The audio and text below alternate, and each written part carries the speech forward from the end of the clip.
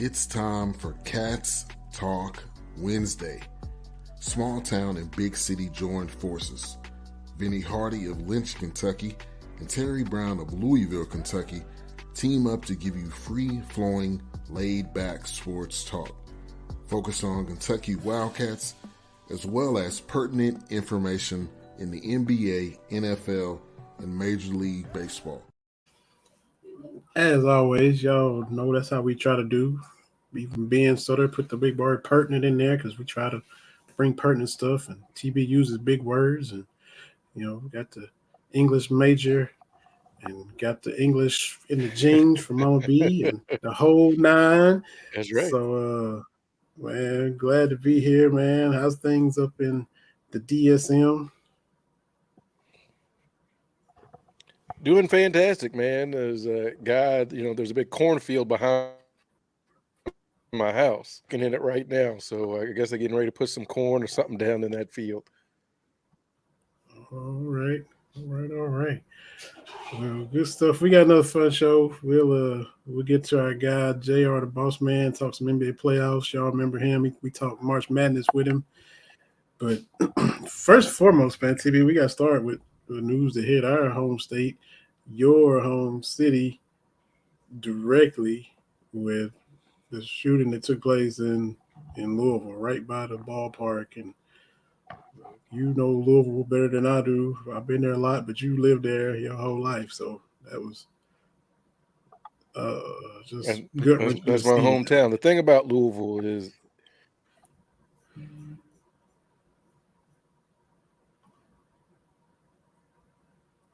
yeah. You kind of lagging a little bit, man. Oh. So I definitely want to hear your thoughts.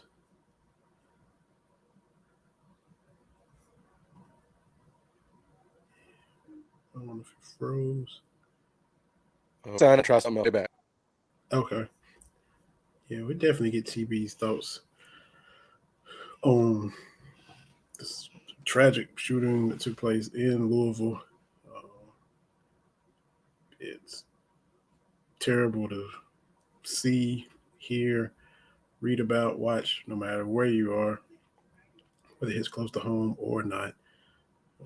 For a time when things like this would be a thing of the past, crime, violence, man harming one another intentionally will be things that are becoming more and more commonplace. I could get TB back because he is from Louisville, born and raised. So if we're going to start the show with his thoughts on the sad events that took place. So bear with us. We'll get TB right back in here. And then we'll have JR the Bossman, as I'll send him a link as well. Gonna do that right now. Here we go. Get JR the Bossman in here.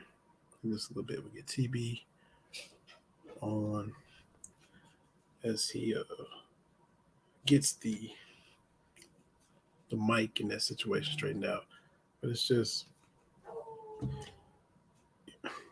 because, like you said, just look forward to a time when we won't see things like that anymore. We'll bring Terry TB Brown back because we definitely don't want to not get his thoughts on Louisville. We got you back now, man. Yeah, I don't know what it is was going on. So, like I was saying, gun violence, we've seen mass shootings literally everywhere. Schools, churches, wherever. And it's only a matter of time before it touches your community. And Louisville is a nice sized city, but it still has that where somebody knew somebody in the shooting. I've seen on my Facebook feed, and it's only a couple of degrees separation for most folks in Louisville. Like I was telling you before we started, I used to work at Humana downtown Louisville, 2 blocks from the shooting incident. That bank used to walk by that bank every day because parking in downtown's at a premium. So most of us had to park at the at Slugger Field and walk a couple of blocks to to the building. So I pass that every single day.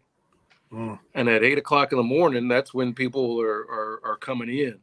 So it's strange and surreal to just see a place that you know intimately, like where I worked for 3 years, like on national TV because of that. And I know politics and all that. We got to do better. You should not be able to buy one of these type of weapons and then 4 days later just change a whole bunch of people's lives.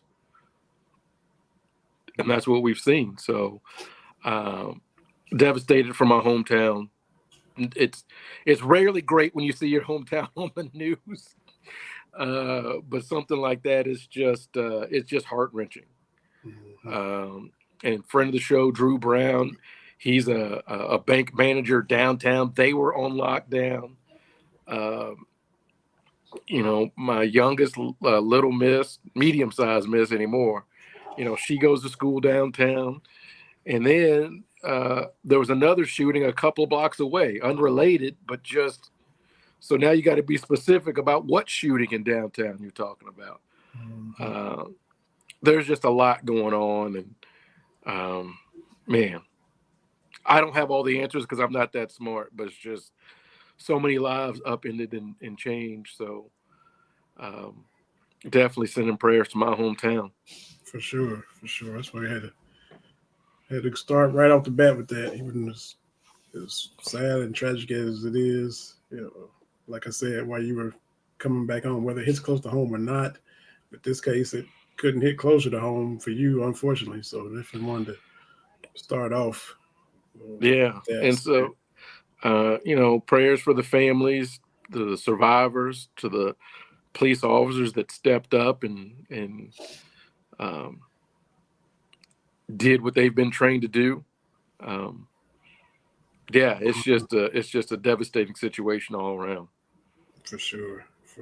So definitely, even though if we move on and talk playoffs and all that, it's not meaning we're not thinking about everybody in Louisville or being calloused or anything like that. That's why I definitely wanted to start things off with it. Our guest is in the BS3 Network Green Room. He's part of the BS3 family as well. He hosts the Bossman show. He's on those Believe Sports Streets like I am as well. You can see him at bossmanshow.com. You can see all his work there. You can hear all his content there. We gave recognition out to Adam Jacoby for being like the 5-time member. I think JR the Bossman, he's getting up there too as far as appearances on this show, man. He's popped on here a lot graciously. When we say friend of the show, we mean friend of the show. We ain't just saying that to say that. JR the Bossman been a friend of the show for a long time now. I hope I'm a friend of the show. Many times I come over here and give y'all free knowledge. He might be family of the show. He might. Yeah, that's right. Many times I put my job on the line, giving y'all real talk. That's true, man. That's a good point, man. That's a good point. Come on, man. I put my life on the line for you two brothers, man. Think about that. Well, welcome back. Welcome back, family. There you go. Thank you, brother TV family. Thank you. This is how we do. If y'all don't know, this is how we do. See, already laughing, got tears in your eyes from laughing already. Man, ain't been on 30 seconds. And here we are cracking up already. No doubt. That's what I do, bro. That's what I do. How y'all brothers doing, though? We making it, man. We making it. But we got to talk about these NBA playoffs. Yes. Yep. And the Hawks last night, is it still fool's gold, or what do we think about fool's gold? Of course. Come on, man. You got the Miami Heat's best player guaranteeing games, playing like trash. When your best player is Kyle Lowry, who Pat Riley was on his butt all year long by his weight, scored 34 points and kept him in the game. And then, you know, people missing shots, can't get a rebound. Yes, the Miami Heat owned the Atlanta Hawks. But you know what happened? In a one-game scenario on that one night, Everything for the Heat that could go wrong went wrong. And the Hawks, even though they try like they hard to give it away, could not give it away. You know what I thought last night being at Arena, guys? Heck, Udonis Haslem scored 24 points on Sunday. Put him in the game. I'll be better than what y'all got out here. You know what I'm saying? I mean, I'm still trying to figure out what are the Heat? Who are the Heat? Is that what we saw last night? Or, Yes, you saw the real Miami Heat, which is not saying much about Atlanta Hawks, okay? Like, look here. The Hawks were what? 41-41. I told you all this summer. You asked me about the Murray trade. What did I tell you this summer? Play-in team. At 500. Y'all didn't believe me. I said, the Atlanta Hawks, I know like back of my hand. I know them. I know this roster. And I am not here to harm my employment. But the media in Atlanta, they act like Quinn Snyder is the best thing since sliced bread. No, he has changed the spacing, but he is the fundamental team is what the team is. It's flawed. It's a 500 team that in a one-game scenario can get hot and beat you, but over in a series against Boston, the brooms are coming out, or a gentleman's sweep, 5 games. Let's be real. Like, the Atlanta media does not like Nate McMillan, okay?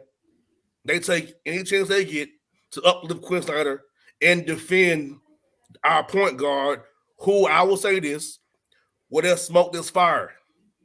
I'm there every day.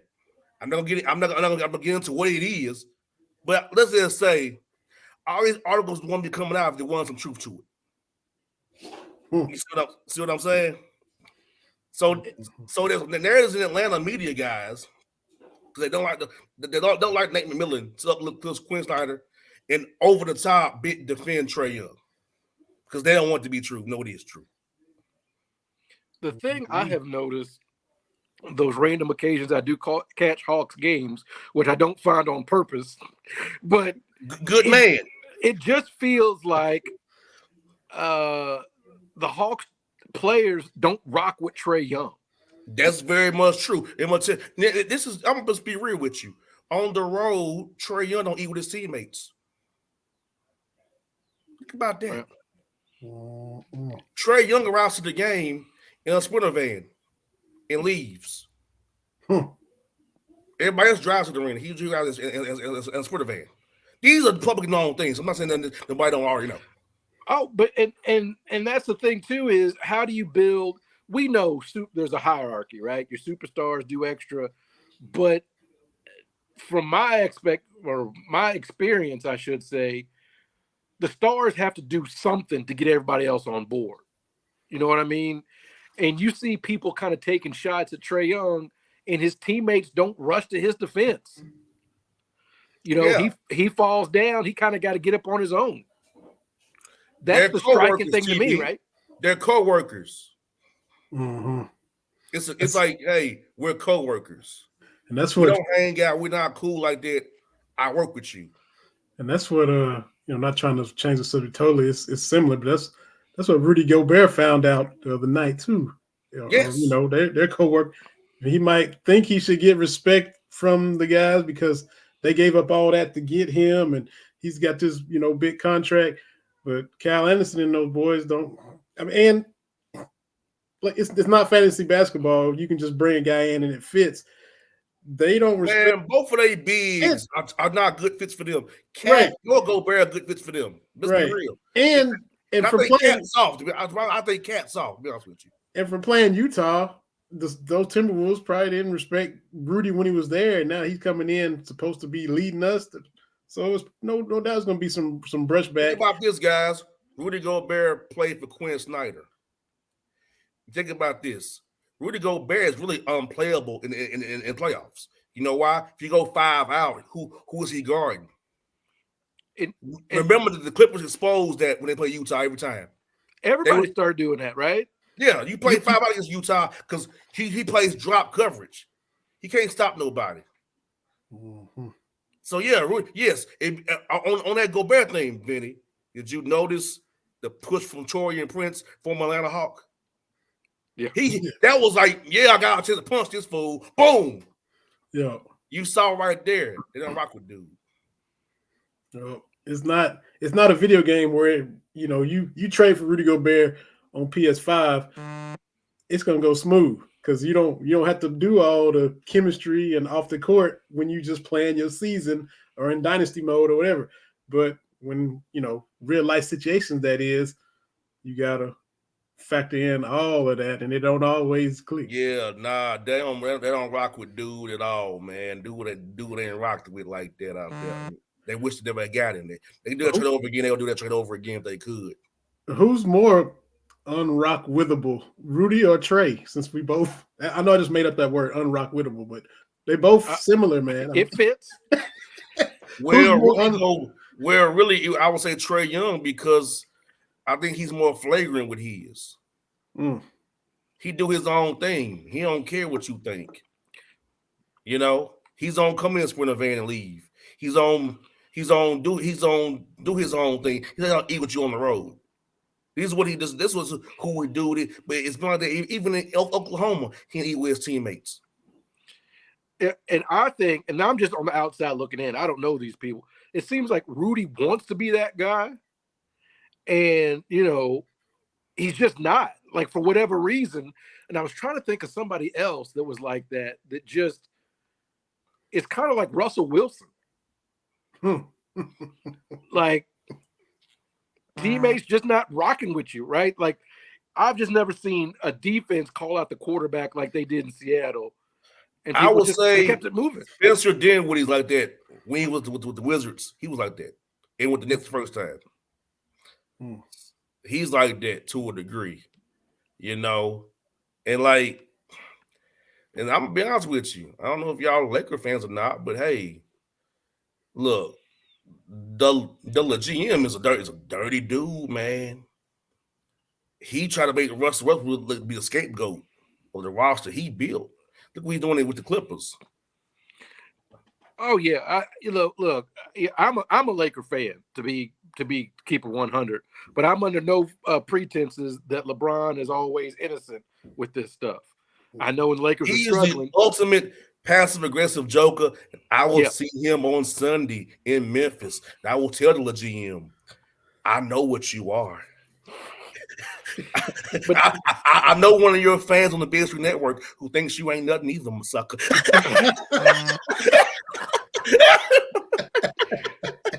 I was wondering how you was going to approach this. I didn't know if you was like, you going to be in Boston? Are you going to be in Memphis? Like, which team you going to be? I'm going to be in Atlanta, then I'm going to go to Memphis. Okay. Then I'm going to go back to Boston to be in Memphis on that win, because the Grizzlies played game 2 Wednesday. They'll be at the Canopy Hotel, fans of the GM in Memphis. The Canopy Hotel, go see him. Now, TB, you being the Lakers fan, come playoffs, being from Kentucky, not having a pro team, I'll listen to sports talk from different areas of the country just to see. So I was listening to some LA stuff. A Laker fan called in, said, I'm a lifelong Laker fan. And we saw how, LA won, but they struggled. They was down and down and down. And, then AD fouls Conley and, we got overtime. And this guy says, I'm a lifelong Laker fan. And we know how we feel about the former Cats before they get to these pro cities. But he said, Anthony Davis is the most annoying Laker I've ever watched. Due to, he's injury prone. Then sometimes when he plays, some of these fans aren't caring for him. Is he annoying for you to watch as a Lakers fan? If you separate he played for UK and just strictly as a Laker, is he annoying to you, or you just? I'm just throwing it out there because that's what I heard today. I'm not going to say a negative word about Anthony Davis. However, he hits the ground too much for a big man. Like you gotta, as my dad used to say, you playing in the post, you gotta put some weight in your ass and put your back on somebody, right? JR, I think you talking about, Cat is the same way. Like, if you 7 foot, go be 7 foot, right? Unless you are built like Kevin Durant, you 7 foot, you need to go be able to at least put your back on somebody and go get a bucket. like Embiid does, right? If you're gonna be 7 foot, be like Giannis. Put your back on somebody, do something, right? That was the big thing we had about Dwight Howard. Like, he looked great, but you got to be able to put your back on somebody and go get me a bucket. If you say you're that dude. And I wish AD would play closer to the basket. That's me. But I ain't gonna say nothing too negative about it. Yeah, I will. He's frail. He's softer than molasses. Both him and Cat. I know they your UK guys, but they are soft as molasses. They'll fall over the wind blows. They can't do nothing. I'm tired of his unibrow as well. I'm tired of he's clutch sports as well. He can't do nothing right. He fired Mike Conley, all that stuff. They will go down in flames, Vinny, to those Memphis hoodlums. Oh, Memphis. Oh, okay. They will go down to Ja Morant and his boys. It is set. Ja Morant and his set. Did y'all see that fool? That fool Brooks is when his hair on Sunday. Y'all see that crap? You're looking like Boosie Collins. That's all. Yeah, like, looking like Superfly. What are you doing? What is Dylan Brooks doing? What is he doing? I don't know what he's doing. I don't know. Look, all I got to say is this. I love the 901, right? We've established that. My mom is from 901. This ain't the place where you want to play dress up. No. This ain't the place where you want to be a dress up thug. If you with it, then be with it. But don't be pretending, because Memphis, you live in Eads, bro. You live in Eads. Come on, my man. You live in Eads, my man. You live out to Lakeland and Arlington, my dude. You ain't hard. Yeah, that's my only. Stop it, Ja Morant. Stop it, Morant. Before you get a real one in real life. He's like, what did my man Easy say? He's like, wanna be gangster in that song, Real MF and G's about Dr. Dre. Yeah. Now what about Zion? He says he can do everything. You mean Eddie Winslow? What?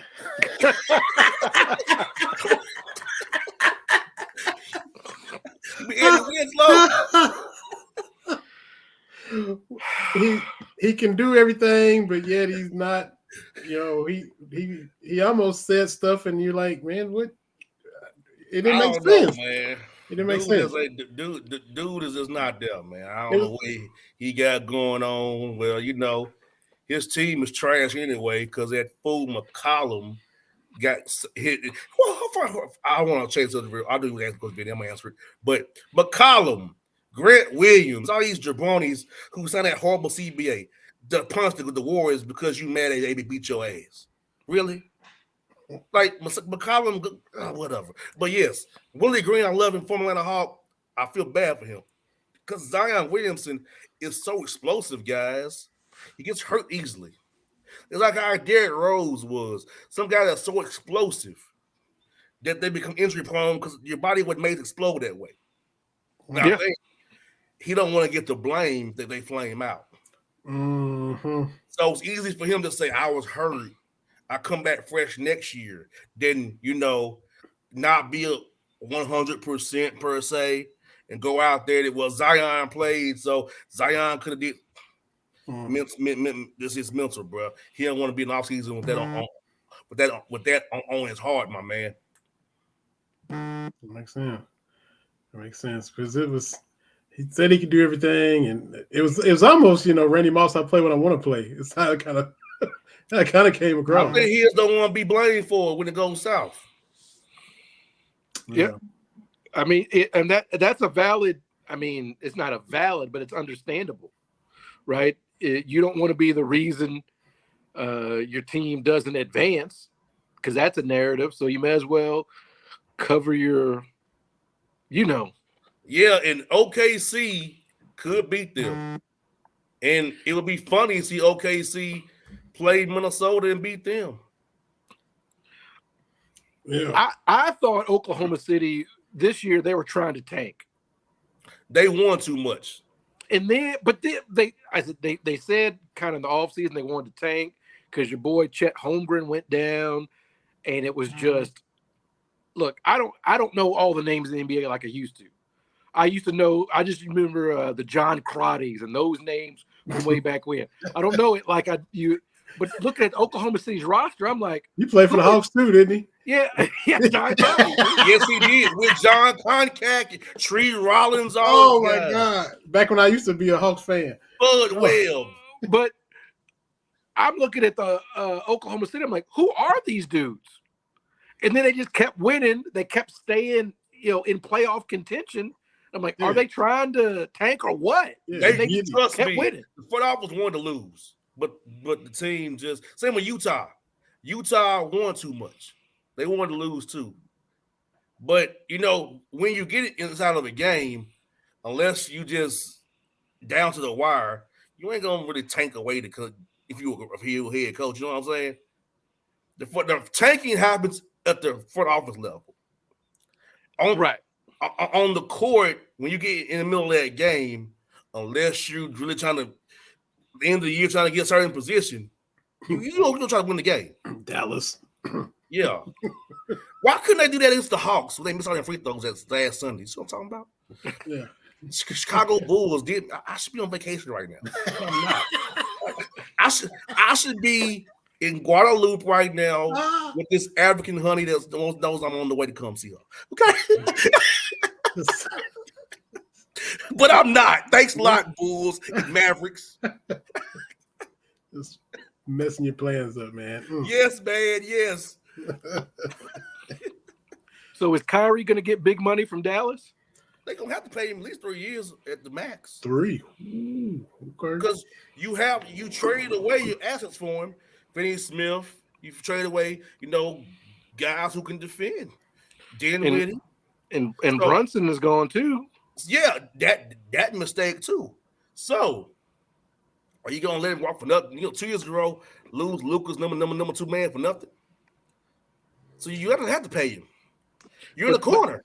But that's Dallas's MO. I mean, you look at what they gave Dirk to work with. Yes. I mean, that just seems to be hey, we got this big foreign guy, this big foreign white guy that's great, but we're not going to give him anything to work with. Yes. And all the swings and misses, I was listening to, I think, Vinny Goodwill and Amin El Hassan. We're going to try to get DeAndre Jordan, and that didn't work. You get Porzingis, and he's physical and not really, you don't know, is he healthy, is he not? All these guys and all these moves they tried to make, and it hasn't worked out. And kind of like the Cowboys, eventually you got to look at Jerry Jones. You got to look at Mark Cuban, even though he kind of Teflon and doesn't catch a lot of heat. And then you got the, inner office, whatever scandal they had going on top of that with the sexual stuff. So a lot of messy stuff with Dallas, even though you really don't kind of think of it. But when you sit and look at it, they've had a lot of issues since he's been down there. Yeah. And I feel bad that our brother TD works for them. Yeah. I feel bad for that brother. Yeah, I do. He's a great cat man. A great cat man. Now he's a cat man I like. Yeah, you can't not like 00 now. You can't not I see him at every Hawks game, so I love that brother. Yeah, we have some good chats, dude. Free game. Good chats. Free game. Yeah. He knows my real thoughts on some lot of things. Now I can't say on BS Network because I still like having a job. Unless y'all gonna pay for my pension, family. We understand. We understand, man. We understand. You can't mess with the 401k. I got you. Mm-hmm. Yeah. Yes, indeed. Yeah. He is. So who do you got coming out of the East? Is it Giannis and the Bucks? Even though Middleton's hurt, is it Boston? Are they going to get back to the finals? We know it's not going to be the Hawks, so we're going to take them out of the equation. Yeah, we'll be done probably the 23rd or 25th at best. Thank God for that. I'm coming to the Guadalupe. I'm coming. I'll be there soon, Guadalupe. Trust me, I'll be there soon. But yes, I will say it'll probably be Boston. Ooh. Wow. Because I remember I was Atlanta Hawk, man. Bud was in Atlanta. I know Bud. But I'll make adjustments. And Boston is willing to make adjustments.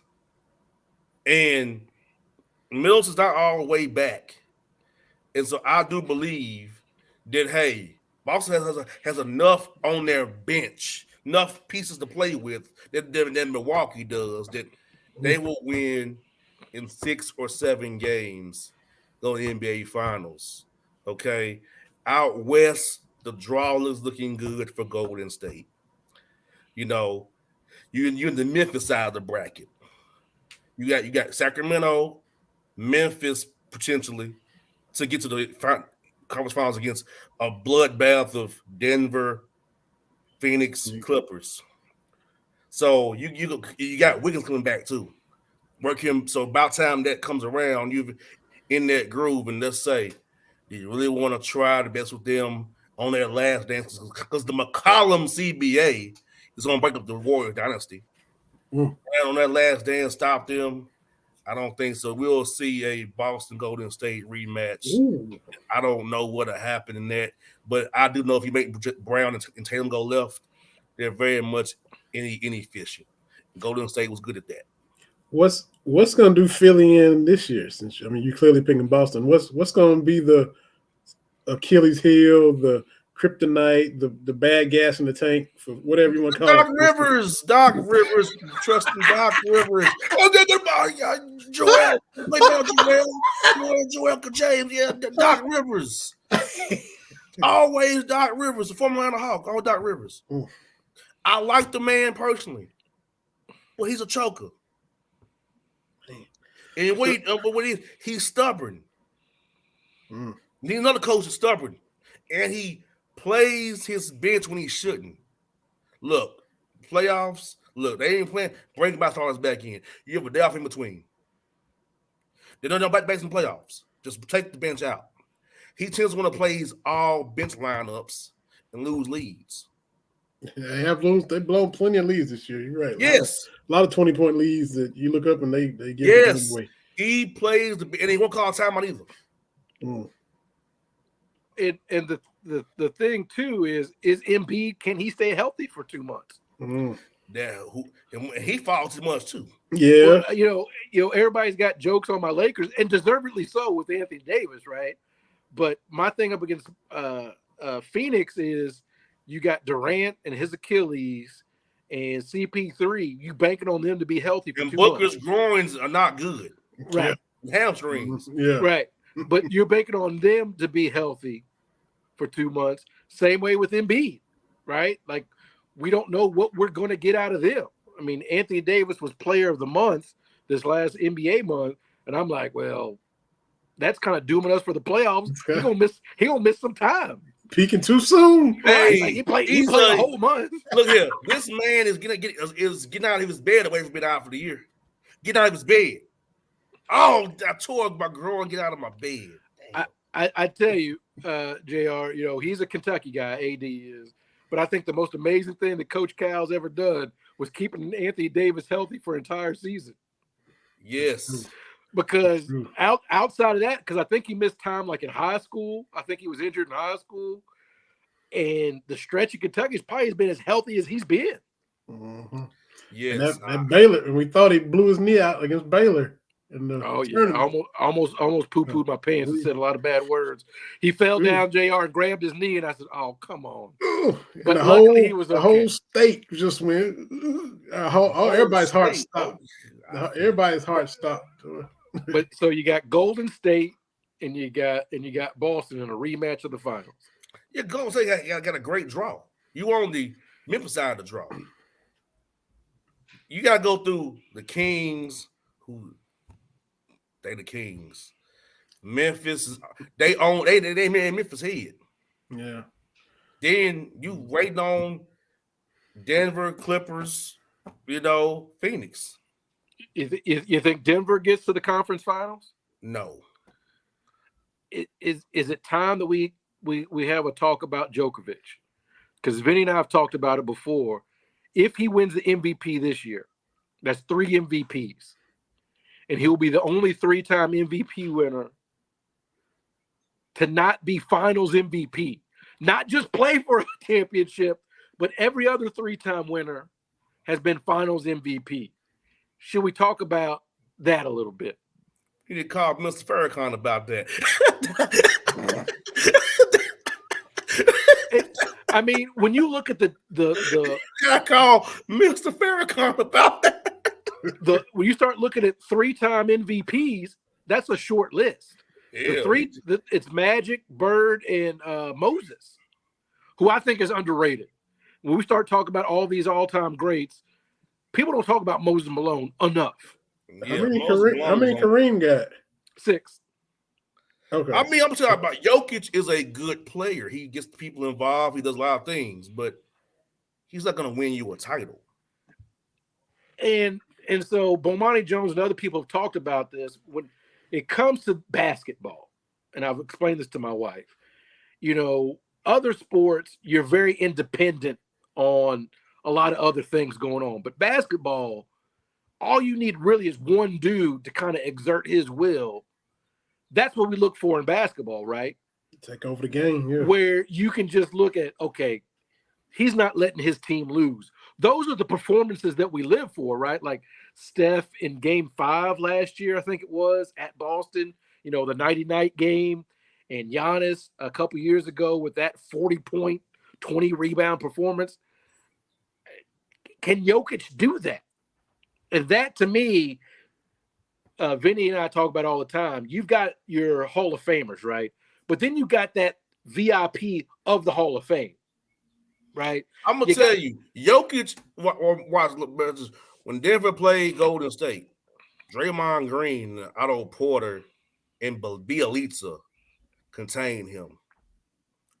You have time to game plan against him, he can be contained. Because and I'll be honest with you, in the regular season, it's about we're gonna run our stuff, right? Nobody's really scouting and game planning stuff, right? Right. I think you said that. I think you've said this before. But in the playoffs, regular season, the playoffs, you're game planning, right? So look, we're gonna load up to Jokic, make it tough on him, make everybody else beat us. So that means Jamal Murray, Michael Porter, Aaron Gordon, you gonna show up?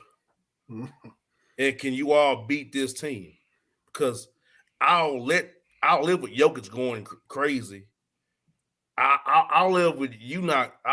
If you can beat me, beat me. But I'm not letting you go crazy. It forced them to be one-on-one team. Same with the Hawks. Like, let's be real. You're throwing Marcus Smart, Derek White, Brown, Tatum, Al Horford, that 5 out, come to the bench with, Pritchard, if you wanted to, that annoying Grant Williams, Robert Williams, you're throwing people like that, Malcolm Brogdon, Mike Muscala, former Hawk. And the B team Celtics beat the Hawks on Sunday. I was just there.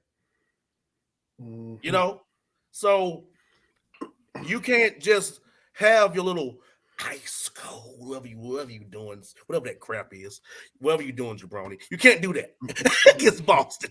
You know what I'm saying? Right. Now, the theme that you hit on with a lot of these coaches who have been at their place for a long time or had multiple jobs for a lot of years, but these dudes don't make adjustments. I'm not putting words in your mouth. And Memphis with Jenkins, no adjustments. I'm not putting words in your mouth, but if based on what you said, if Tibbs had adjusted, the Knicks should have knocked Atlanta out last year. But Tibbs didn't adjust. Doc Rivers doesn't adjust. Jenkins doesn't adjust. Budenholzer doesn't adjust. So on the flip side, who are the best at not being stubborn and making adjustments? Who's your top? Ty Lue was the best in the NBA. It's Ty Lue. Ty Lue makes adjustments game to game, quarter to quarter, minute to minute. He is the best I've seen in this crop of coaches. Last night, Eric Spoelstra made adjustments mid-game last night. In Cleveland, Bickerstaff does a good job making adjustments as well. But a lot of these coaches, Steve Kerr makes adjustments mid-game as well. It has impact. I haven't watched enough OKC and Mark Detnoff to tell you about him. I know Chris Finch in Minnesota, no adjustments. Darvin Ham came from the Atlanta Bud Tree. No adjustments at all are being made there. It's play our system. Do it better. Play harder. You know what I'm saying? Also, with Monty Williams, no adjustments are being made because in that series against the Bucks in the finals, he made no adjustments. He kept doing the same thing and lost 4 games in a row. You know what I'm saying? So there are coaches like that, Mike D'Antoni, another guy. Fun offense, no adjustments though. Joe Mazzulla Celtics makes adjustments. So you'll see when the Knicks and the Cavs play, with whatever Tibbs does game 1, he's gonna do that the whole series. It ain't changing. These guys are so stuck to their system. We'll do it better, and it will no. Well, you got to have a little bit of flexibility from game to game, right? Not these guys. I mean, I'm just saying I would assume that would be the recipe for success is to have a little bit of flexibility off your base principle. Again, I don't coach at a high level. I don't coach at any level. I'm just saying. Okay, watch this. Last year, Game 7 at Boston, they let that clown Grant Williams make like 12 threes from playing elbows and elbows and boxes, saying, "Hey, shoot threes over us," because Bud believes shoot threes and pack the paint. Wouldn't adjust and lost. You know what I'm saying? So a lot of these guys don't adjust like last year against the Miami Heat. David Miller tried to make adjustments with Trae Young, but he didn't agree to DHOs to game 3. Also, the players that want to adjust as well. So as we put a bow on all this, so is Atlanta just stuck in that purgatory of purgatory? Yes, purgatory. We are what we were. Like remember the Mike Woodson, Joe Johnson Hawks. Then we had the Al Horford Hawks. The Hawks always get good enough. You get stuck in the middle. You get that one lucky run to the finals with Bud. We had with Bud. We had it with Nate McMillan, and we're stuck in the middle. I'm even talking about the Mookie Blaylock, Steve Smith Hawks. Yeah, I was a child then, yes. That just, it's like when Dominique left, and Vinny, I know. For Danny Manning, for 2 months of Danny Manning. But when Dominique left, it's like the Hawks just like, for most of my adult life, they've been good enough to make the playoffs. I think the Bulls played them like 2 or 3 years. I remember we should have won game 1 and we won game 3. Then we got beat 3 games in a row after that. Right. I was at the Omni when we won up 2-1 on the Bulls. But the Bulls would always try to make short work of the Hawks back when it was a 5-game first round, right? Mm-hmm. They were like, we got to get through them to rest. That's what the Bulls just saw the Hawks as something.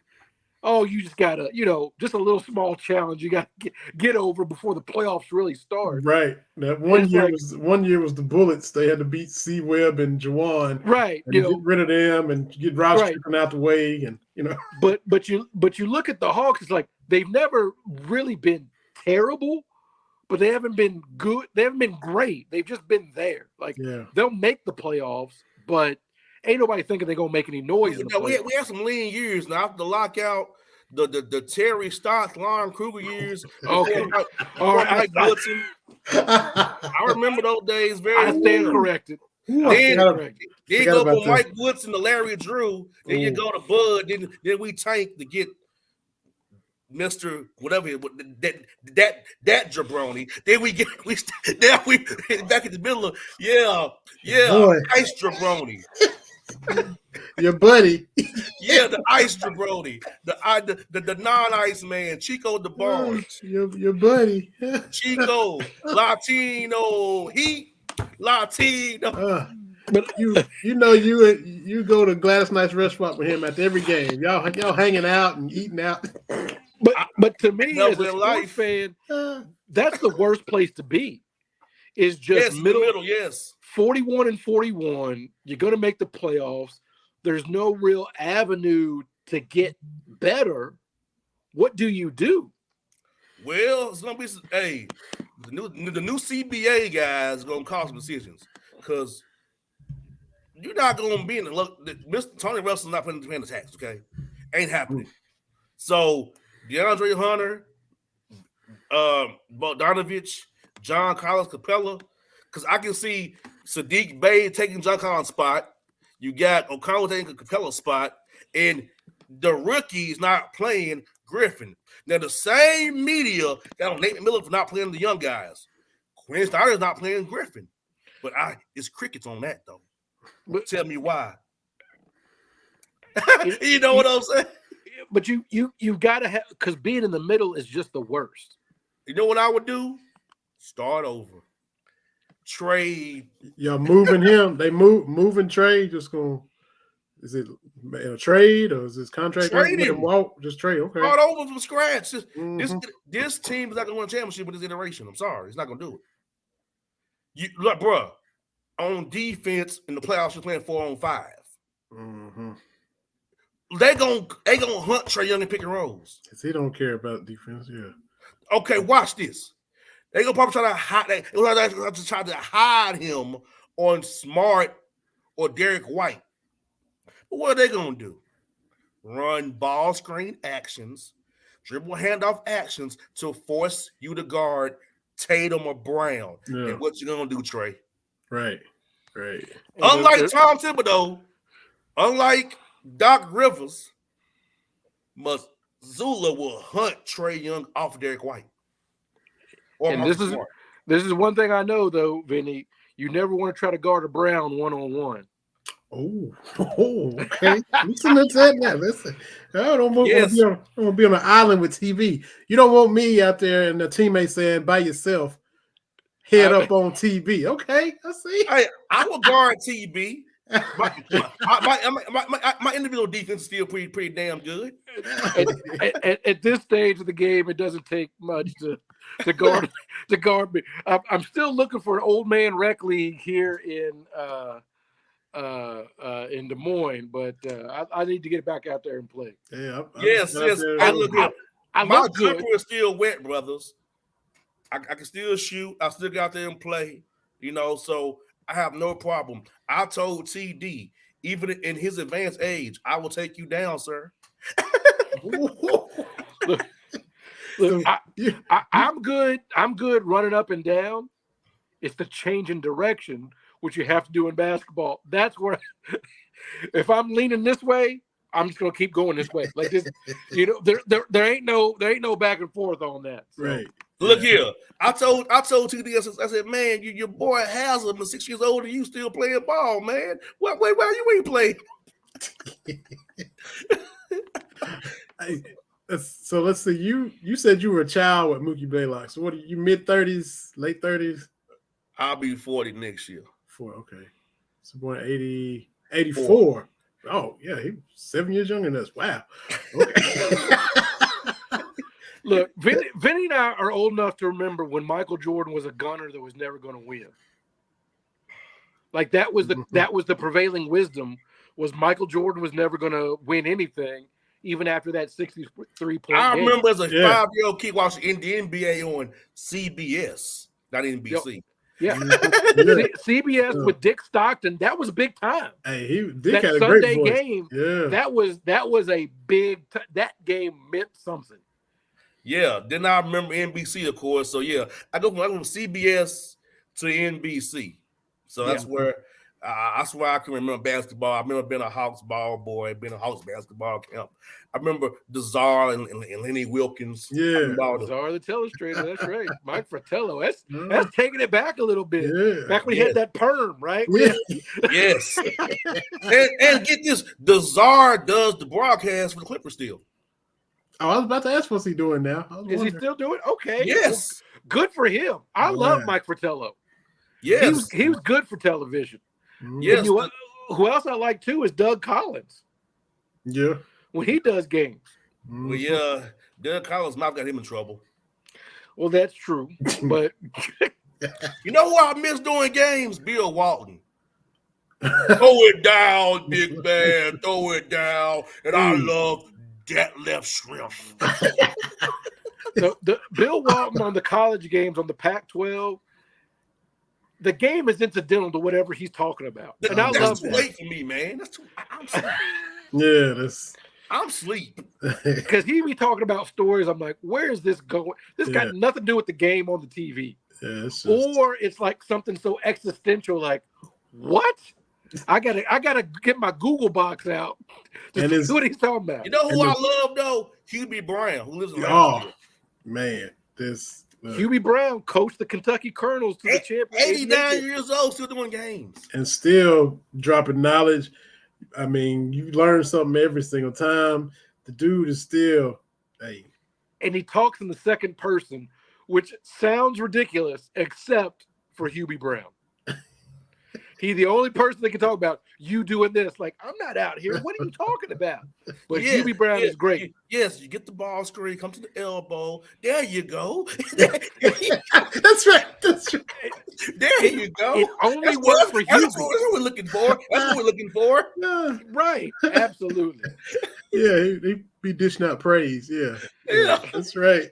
Yeah, so hopefully he'll call a Hawks game. I'll see him. He's a nice man. Really?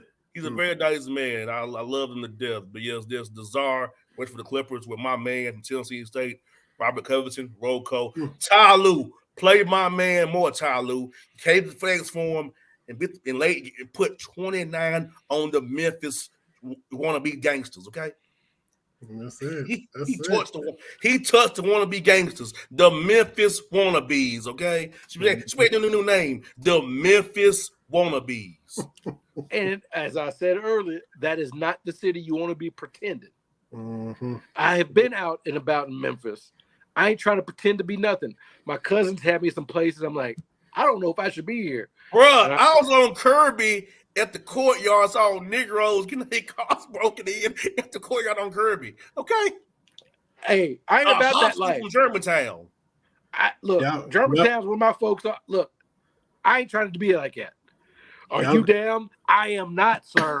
I am not. I am not even from. Where am I? You probably shouldn't say that. You probably shouldn't say you're not from there. You shouldn't say that. You probably shouldn't say that.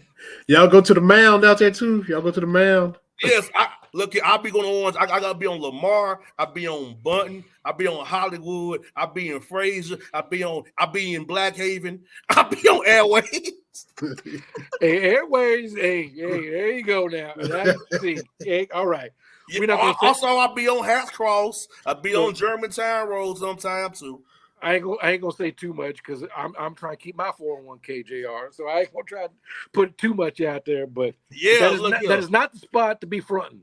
Yeah. No, Mr. Warrant and your homies. Mm-hmm. Do not Mr. Warrant for you catch a real one. Yes, and man. why does his daddy Usher not? I know why, because Usher's getting his bills paid by the son. That's why. Yeah, because somebody need to talk to him. It can't be Usher. Usher can't talk to him. Usher is said, I like to be in the front row with my Casamigos and my shades and my Balenciaga outfits. Yeah. If Usher's living his best life, guys. If that's the example, then that ain't, you hate to see and hope it don't get any worse and hope you don't. And I will be getting me some growl tiles for you fans. If you want to get a growl tile, hit the Bossman up. I will sell you a growl tile from Memphis. I get one on Sunday. Get you a growl tile. All right. Get you a growl tile from Vegas Morning, baby. Man, we looking forward to your coverage. Oh, you're traveling to Boston, to Memphis, to Atlanta, and everything you can put up on content. We're looking forward to it. And if the Clippers advance after the Hawks lose, and I get that from my vacation, I will go see my man Robert Covington with Clippers and give y'all some West Coast coverage if they advance. All right. Because I have to get to the islands, brothers. I need to go to the islands and I need to wipe all this Chico the Barge off me. Yeah. Gotta recuperate. We understand. Gotta recuperate. Yeah, Benny, I am traumatized, Benny, every day. It's been a long season. Yes. Hey, Chico got another black man fired, man. Come on.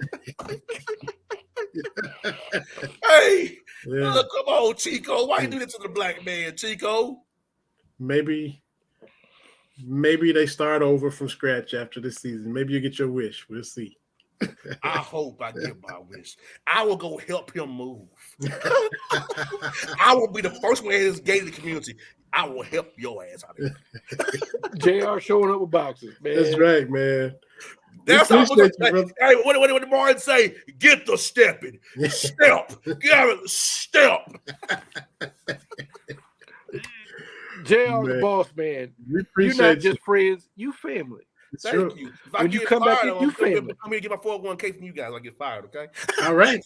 Entertaining the fans here. I might get fired, but hopefully it's worth it. We'll put a little something on your books. We'll see what we Yeah, can man. do. Yeah. We scrap up a little something, get some change together. Yes.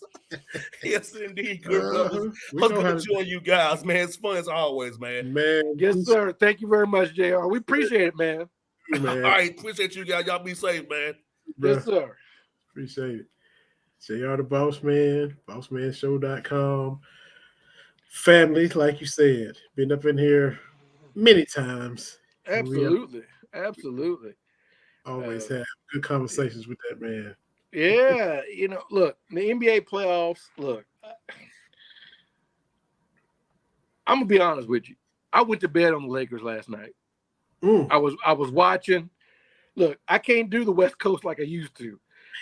I was trying to explain to the wife, like, look, yeah, I'm a Lakers fan, but when the Lakers were the Lakers, right? The three-peat, those games, and then Kobe and Powell later on, that made for a tired TV because every game is tipping off at 10 o'clock Eastern time. Mm-hmm. And, also following West Coast teams, you watch the game, you can't really go to bed right after that. Mm-hmm. And so, it's rough to live in the East Coast and follow a West Coast team. And so I kept watching. I'm like, man, the Hawks tried giving the game away last night, right? And then the Timberwolves tried to give it away. And for most of what I was watching, the Lakers like, no, we good. And I'm like, man, y'all got to do something. And I said to myself, listen, it's on the third quarter. I need 3 stops. The Lakers need to give me 3 stops for me to want to invest in staying up late tonight. Okay. And it never happened. I'm like, come on, man. They got within 1. And then Minnesota going to run. I'm like, I'm not watching this. Mm-hmm. It's late. I'm tired. I'm old. I done taking my nighttime ibuprofen. I need to go to bed. Yeah, it's already kicking in on you, man. Yeah, I done washed my face, put my stuff like getting drowsy. Man, I saw a tweet somebody put out like, what is your what's your hooping ritual? I said, it used to be looking good. Now it's like I gotta put this Bengay on. I have to stretch. I used to laugh at the old dudes would come up and they would come up, you know what I'm talking about. They would come up, you running, and they're like, hey, you want to run? No, I'm good. And he'd be over the side stretching. He'd be like, a game or 2 worth of stretching. That's hilarious. That's funny. That's weird. Now that's me. Yeah, you need what? No, I'm good, y'all. I got my hip flexors. Mm-hmm. When you're young, you don't even know what your body parts are, but I know about my hip flexors. I know what I need to do to do all that. But I done went with some little plantar fasciitis insoles because now the bottom of the foot, you get that little stretch, the little ligaments ain't, and so I'm like, man, this ain't right. Until you get moving around, it'll kind of ease up. So I done put a little insole in my shoes. You got insoles now, Vinny?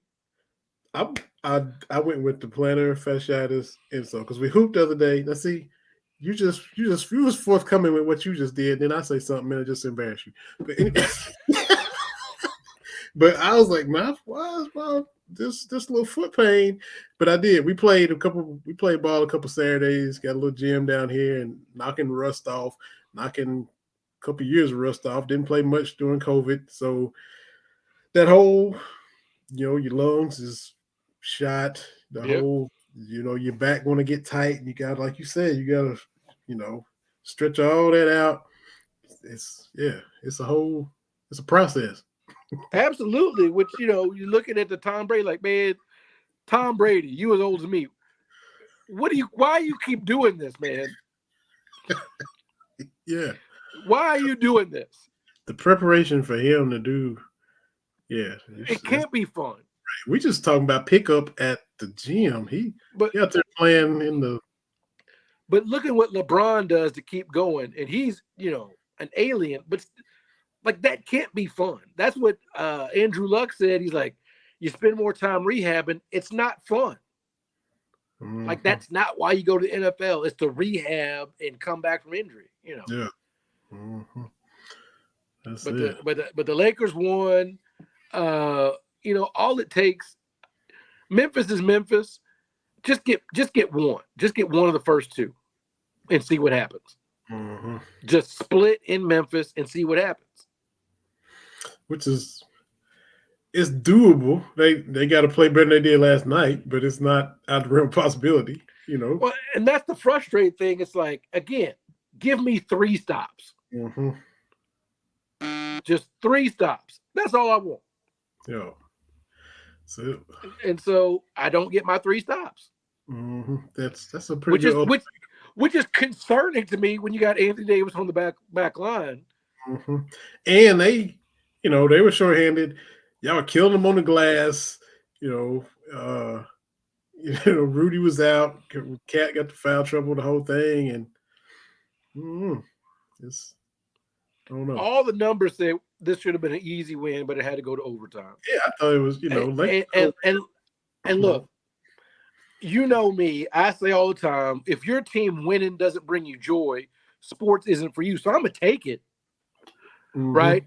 I wanted before the game started, I wanted obviously the Lakers to win, and because I'm like, if they lose, and that was the thing too, LeBron played 45 minutes last night, which is I think his second most minutes of the year. Mm-hmm. And I'm sitting here watching as it goes to the fourth quarter, like, if you're going to do that, you have to win. Yeah. You can't ask LeBron to go for 45 minutes and then have to play another playing game. Mm-hmm. That's the worst case scenario. So before I went to bed, I was like, you better win. Yeah. Because you asking LeBron to do a do or die game again, that ain't the recipe. Yeah. And so I hope moving forward, it's like, AD got to do it. We talked about it before. There's got to be that changing of the guard. AD has to step up. Mm-hmm. Because LeBron being that dude, it ain't there. Right. Yeah. I saw a video somebody put out there, LeBron when he was in Miami, probably the best version of LeBron we've seen. Yeah. If you ever catch clips of that 4-year, like, LeBron was really, really good. Like, that was ridiculously good LeBron James. Yeah. It was after Cleveland when he kind of learned some things before he went back to Cleveland. Like, this was physically peak LeBron. Everything was working. It was all, And people like, oh, he can't do what he used to do. He's been playing professional basketball for 20 years. Yeah. None of us can do what we did 20 years ago. You've been playing in the NBA longer than he hasn't been in the NBA. I mean, so that's not some big, you've come up with a great thought, LeBron is what he used to be. That happens to everybody. Mm-hmm. After 20 years. And he's still better than any 38-year-old we've seen. Better than he should be. He had to dig deeper than he wanted to last night, no doubt. Right. Right. So I don't know. It's worked out like we talked about before. The Lakers just need to get in, and considering they started 2-10, yeah, and considering they were in the 13th slot at the trade deadline, I think this is a step in the right direction. Darvin Ham, Coach of the Year. I'll tweet that to you. I ain't gonna say that, but. Look, give us an off season of AD. You got to do it. You got the money. You got the contract. You've got to do it. LeBron, can you be number 2? Which I think he's built to be number 2. Mm-hmm. Just the way he plays. Shore up some defense. We'll see what happens next year. But this year, hey, steal a game in Memphis. Put some playoff pressure on these Memphis guys. Yeah. And see what happens. I'm not predicting a Lakers sweep, but I think if it gets to game 6 or 7, Yeah. but for me, if it gets to game 6 or 7, it's going to take superhuman LeBron to do it. Mm-hmm. And so you're only going to get 3 or 4 of those for the whole playoffs. Right. Can't be wasting them in the first round. It's like the old video games where you get like a power boost. Like you can use it on, stage 1. Uh-huh. But when you get to stage 2, you're not going to have none. Yeah. But so we'll see. Again, with the playoffs, I think the Bulls and the Raptors have started. I don't know what's going to come out. I don't know. I'm watching it. I got it on here right now. Yeah, your favorite squad, Toronto, they the North. You know how you love them so much. You love them so much up there. They lucked into a championship because Greg Popovich was trying to punish Kawhi and send him to the worst place he could. Uh-huh. And then they won a championship, and now they're just a trivia point. Yeah. Because they thought Pascal Siakam was going to just step into the Kawhi, after that. And, that ain't. Vince Carter's dunk contest in 2000, more iconic than the 2019 championship. Yep. And I'm not trying to discount. Well, maybe I am trying to discount a championship, but still, like, what are we doing? John Madden says you can't take that away from us. I guess, but I ain't worried about Toronto. Every now and then you get a champion where you're like, what, really? Yeah. Mm-hmm. Was it Nick Nurse? Now they trying to talk about him going to Houston. I'm like, why? What? We not, he was a genius. He was one of these great next. It helps if you get Kawhi Leonard with something to prove. Yes. Yeah. Mm-hmm. And that's the thing about the Clippers. You expect them to be healthy for the entire playoffs? Paul George already out. Or he's still out, ain't he? I don't know, but this is the best it's ever been for the Clippers, so I ain't worried about it. The Clippers equal Tennessee basketball. That thing I tweeted you, right? Like it, same thing. The Lakers and Kentucky and UNC. That's the matchup. Mm-hmm. What I've been telling you forever. Boston and UCLA. They had these great runs forever ago, but since then, not a lot, right? And Tennessee, the Clippers, same. All this stuff they talking, and right now is the best it's ever been.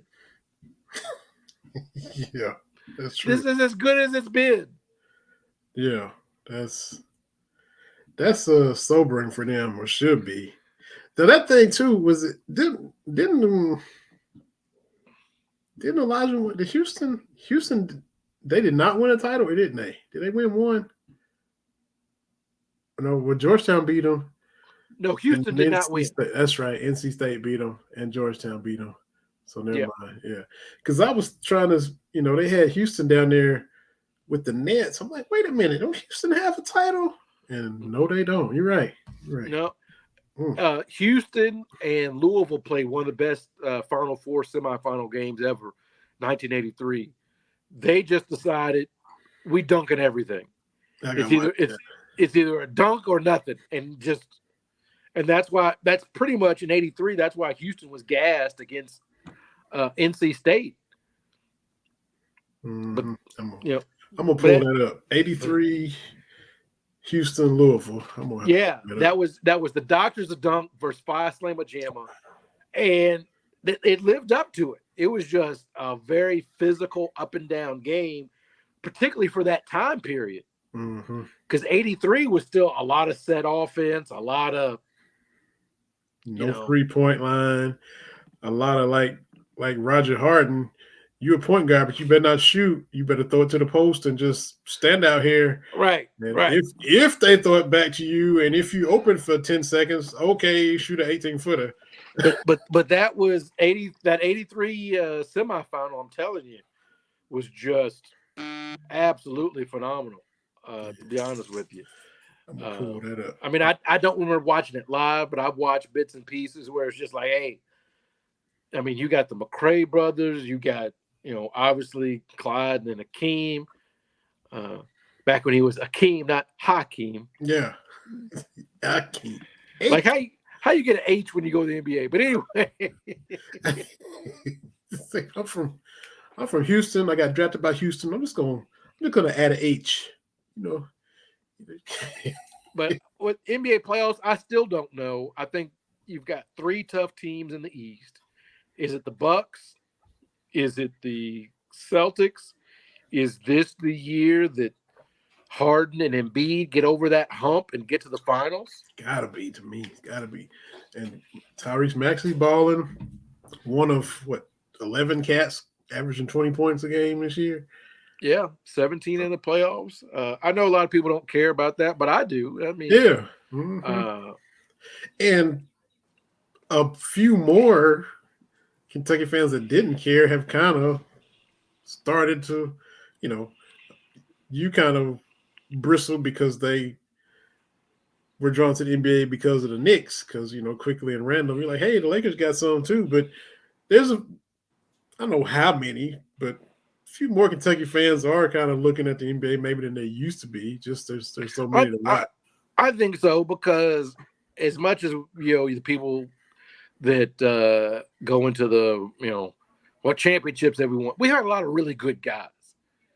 Like, you got to be a jerk to not see, PJ and Nick Richards in Carolina, mm-hmm. or Charlotte, I guess. Charlotte, yeah.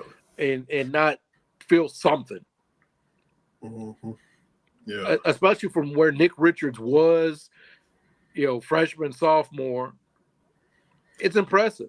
And just signed a big contract, just got paid. So, yeah, man. Maxey is in line for a big deal. Mm-hmm. And so, you and I have talked about for years now, you're going to look around and there's a lot of franchises who their cornerstones are Kentucky guys. I would say Randall for the Knicks. As I said a few moments ago, trying to get AD to be that for the Lakers. Can't believe he's 30. That's crazy. Yeah. Trying to, I think the De'Aaron Fox and Malik Monk in Sacramento has become the dude there. Mm-hmm. I know Cat was hurt a lot this year in Minnesota, but he's still a dude. I hope it might be too late. Like I said, we see them and have different perceptions of whatever city they go to, who only sees them as pro players that play for that city, because nobody in Minnesota was watching every UK game, before Cat got there. Right. Sacramento, but I hope Cat can kind of change his NBA perception, because he's not played well in big moments and taking some heat. Been through a lot with COVID and his parents. And mom. I root for Cat. Yeah, I do too. And the way he's perceived by those, especially just NBA fans, I hate that for him. And sometimes he doesn't. Sometimes he makes some bad plays and does some. I'm like, man, what you doing? He got them 2 fouls last night. In the playoffs last year against Memphis, there was some moments that, I'm like, ugh. But I hope he can maybe change that perception of him before he's done. Right. You like I said, you got to put your back on somebody. At 7 foot tall, you got to do that. He just so awkward sometimes. And unless you are Kevin Durant at 7 foot, you should have a couple of moves in your bag. Mm-hmm. Yeah. I mean, that's just me. Like, you should be able to, okay, I'm gonna go get me a bucket. Yeah. Yeah. And it's not about strength and all that. It's Kevin Garnett. Yeah. Was not the biggest, wiry, but he could put you on his back and get buckets. Yeah. Tim Duncan, I think we would all say, probably not the most physically gifted power forward ever. Not like he spent a lot of time in the weight room either. He looked the same pretty much from day one to year 20. He looked the same. Right. Right. But if he got you on his back, he could go get a bucket. Mm-hmm. He may be, a high arcing shot off the backboard, but he could get you a bucket. Mm-hmm. You 7 foot, you gotta be able to do that. Yep. That's not going to change. We try to change a lot about basketball. That ain't changing. So yeah, KD and Dirk, but the only two with that little 1-footed fadeaway of his, and KD just raising up. Somebody blocked his shot the other day, and I think that might be the first time I saw him get a jumper blocked. And it's like his first game back, from just twisting the ankle. But I was like, whoa, just. Well, you see, he finished. Was it 55, 40, and 90? Yeah. Mm-hmm. And you know how you did it? The mid-range. That's right. Look, man, I know what the numbers say, but every great scorer I have ever seen has been effective in the mid-range. Skyhook was mid-range. Skyhook was mid-range. Jordan's fadeaway. Kobe's fadeaway. George Gervin's finger roll. The Dream Shake was good to 15 to 18 feet. Mm-hmm. And I saw a clip where Kenny Smith was like, oh, yeah, Dream could hit threes. Like, he just said it so casually, like, oh, yeah, he could shoot that. Uh-huh. Like, he did, but, yeah, he absolutely could. I saw a clip of him because they were talking about, I only really needed a Dream Shake 2 or 3 times a year. David Robinson, Shaq, yeah, Patrick Ewing. The other time I just keep it put up. I didn't even really have to bring it out, except for I'm playing those guys.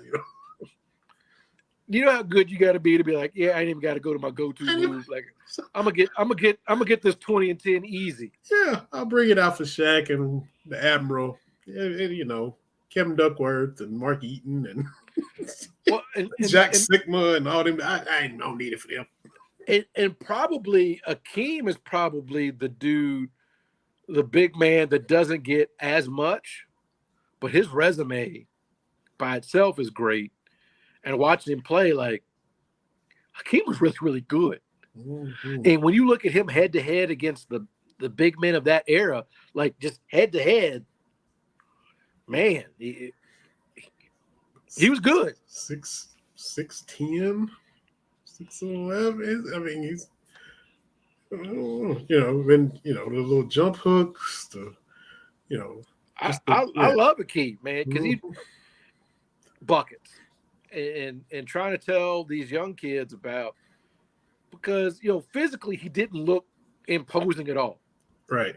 Mm-hmm. Like Alonzo Mourning looked more imposing, Right. Like Akeem just didn't look like that, but yeah, he was gonna get these buckets. Mm-hmm. And try to tell the young kids, watch Akeem and watch Kevin McHale. Yeah.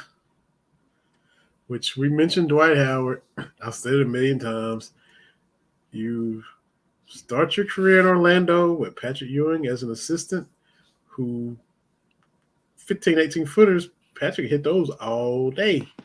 You go to LA, your man Kareem is out there associated with the team, goes to my Rockets.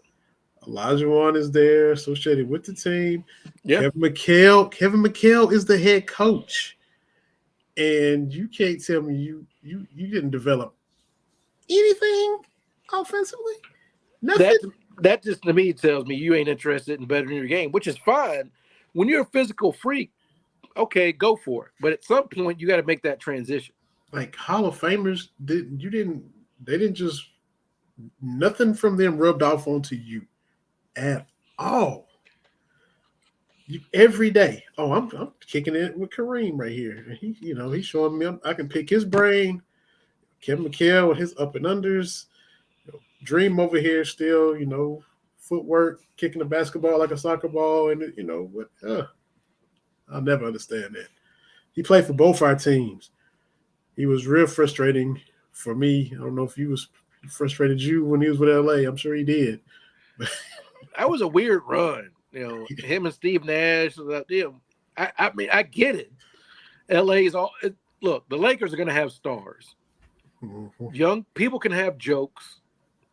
about the on the court product. The thing is, the Lakers have stars. That's been the mantra since they moved from Minneapolis. If Detroit and OKC could do it, I'm sure they would try it too.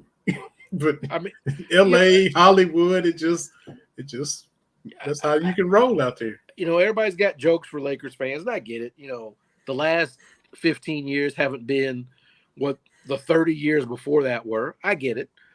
But I'm like, the Lakers are going to get a star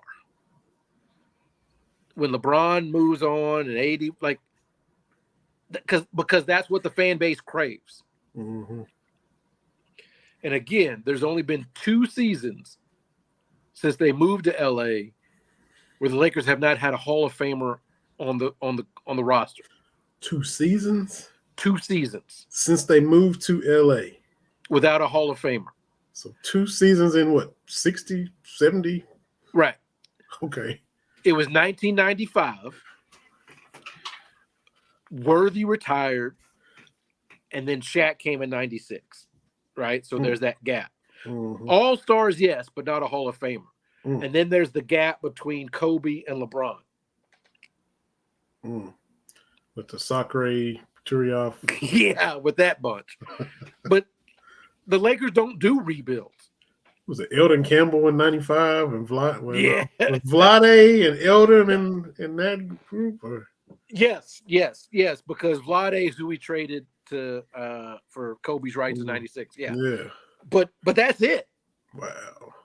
Like the brain trust of the Lakers, and I know Jenny Buss knows this more than anybody, you got to have stars. So even when the team isn't great, come see Kobe. Mm-hmm. This year the team wasn't great early on. Like, we got LeBron. Like, it sounds dumb, but that's how the Lakers do it. Mm-hmm. You're never going to see the Lakers go too long without with just dudes. Yeah. And that was the thing, is the 94-95 teams were really, really good with Nick Van Exel and Eddie Jones and Eldon Campbell and Vlade Divac. Like, had some dudes. Mm-hmm. But when you go get a Shaq, you go get a Shaq. Yeah. Like, I mean, Anthony Pillar on them too. Yeah, he was in those mid-90s teams as well. Yeah, Anthony Peeler. Yeah, absolutely. So great players, but that sizzle, that pizzazz, that you got to have dudes. That's what LA is. Mm-hmm. Yep. I mean, when I say that's how LA, that's how the Lakers are. I don't know how they do it in Clipper Land. Right. that's not their motto. So like Kawhi will be a Hall of Famer. Is he the only one they? Bill Walton played for the San Diego Clippers. Okay. But I mean, look how far back you got to go. Yeah. And was they even any good? Was he even healthy? Yeah, he was not healthy then. You get, well, the Clippers, they caught a little bit of Danny Manning, a little bit of Dominique, but that's no one associates Dominique Wilkins with the Los Angeles Clippers. Right. Uh-huh. So you're talking Hall of Famers. Hall of Famers still in back there. in LA. Or she's still back in ATL, right? Yeah. He's on the TV broadcast. It used to be, I guess it was him and Bob Rathburn or something like that. And so Hall of Famers in their prime that can actually contend, not like you're on the last legs. Kawhi, maybe the only one they ever had. Of the Clippers? Yeah. I mean, you'd have to go back to Bob McAdoo when they were the Boston Braves or whatever. Like, I mean, but as the Clippers, no. Right. Yeah. Mm-hmm. And and when I talk about Lakers all-time greats, like, I always go for the guys that spent all their career in LA. Mm-hmm. Worthy and Magic and right, and Kobe and Gail Goodrich and Mikan and Mikan would be the big man. Mm-hmm. And that's why I try to explain to folks, like, look, I'm a Kareem fan, but when I talk about my all-time Lakers, I go with the dudes that spent their whole career there. I think he spent so much there that people probably don't even. Well, we know he came from Milwaukee, but people remember him as a Laker though, more so. I'd say Atlanta so boy. too, but Vinny, I do it to prove a point that the Lakers have some really, really great players play for Just for them, yeah. them. You're not going to find a better starting five. And this is me telling the young kids, I don't even count LeBron. Like, he played for the Lakers. He ain't a Laker. There's a difference. So Jerry West, Gil Goodrich, Worthy.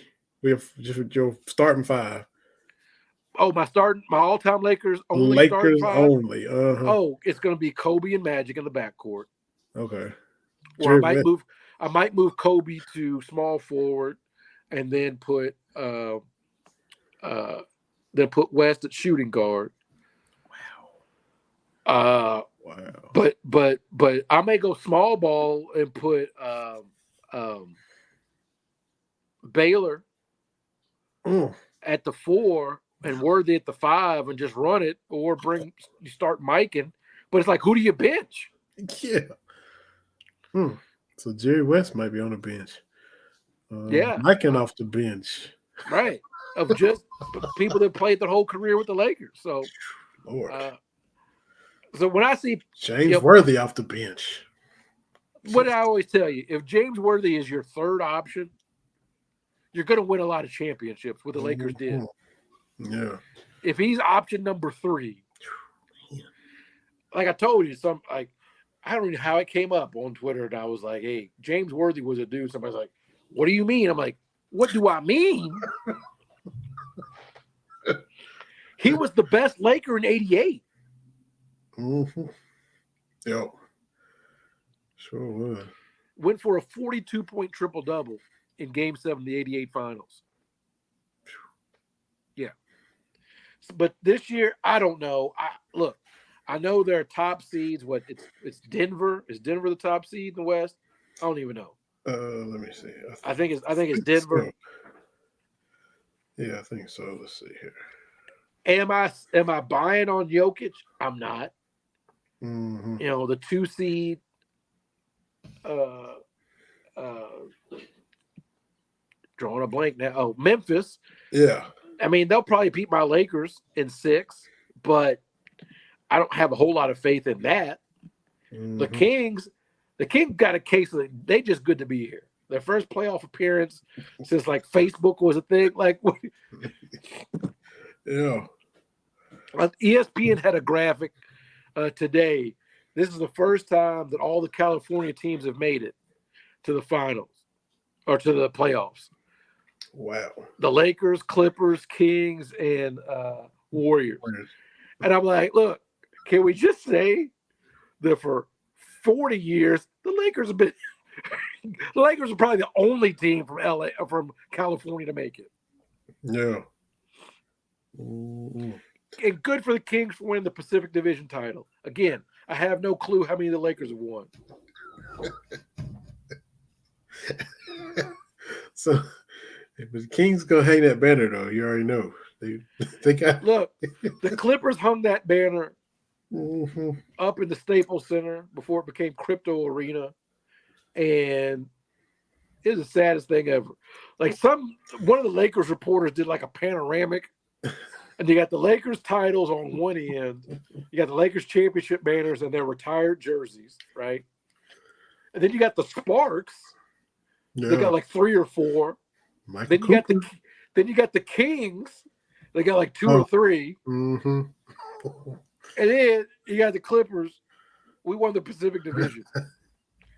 If you don't get out of my face with this, it's our city. No, it is not. No, it just no. And you know they hype it up every time the Lakers and the Clippers play. This is the battle for LA. No, it's not. It is not. It is not. I like trying to stir it up too. Because one is good, one isn't. It was a titanic matchup last Wednesday, TV. And you know, I think magnitude. When you've got those cities that have 2 teams, one team is the city team, and the other team just isn't. Yeah.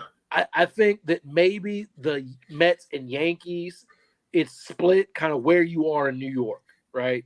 Mm. But Yeah, if you're on Long Island, you like the Mets or whatever. Right. But it's that one, like you said, one is dominant, one has inferiority complex. Most of them like the Knicks. Nobody cares about the Nets. Most of them like the Giants.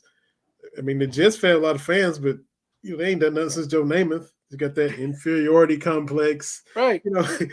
Rangers, Islanders. I think Craig would tell us that the Rangers probably had the biggest support than the Islanders. I think the Islanders are out there on the island. And what's the other one? We got Yankees, Mets, Giants, Nets, Knicks, Nets. Well, you got Cubs and White Sox, and literally no one cares about the White Sox. Yeah, because look, when the Cubs went to the World Series in 2016, and everybody, ESPN on down to local news, like, this is the first time the city of Chicago been to the World Series since the Cubs in '48, and the White Sox that won the World Series in 2005. That's like Jeopardy, I think it was, had the Blackhawks, the Bulls, the Cubs, everybody except the White Sox. Man, that's so they do not care about the White Sox in Chicago. And it's crazy because the White Sox, honestly, have probably been better the last 25 years.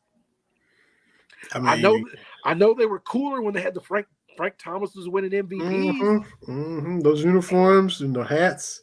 Hey, and I'm gonna say this real quiet for my Cubs loving wife. Ain't no rapper talking about I got it to the side of my Cubs cap. It's my White Sox cap. Come on now. What is gangster rap without a White Sox cap? Exactly. But nobody cares. But anyway, if you got two teams, one is bigger than the other.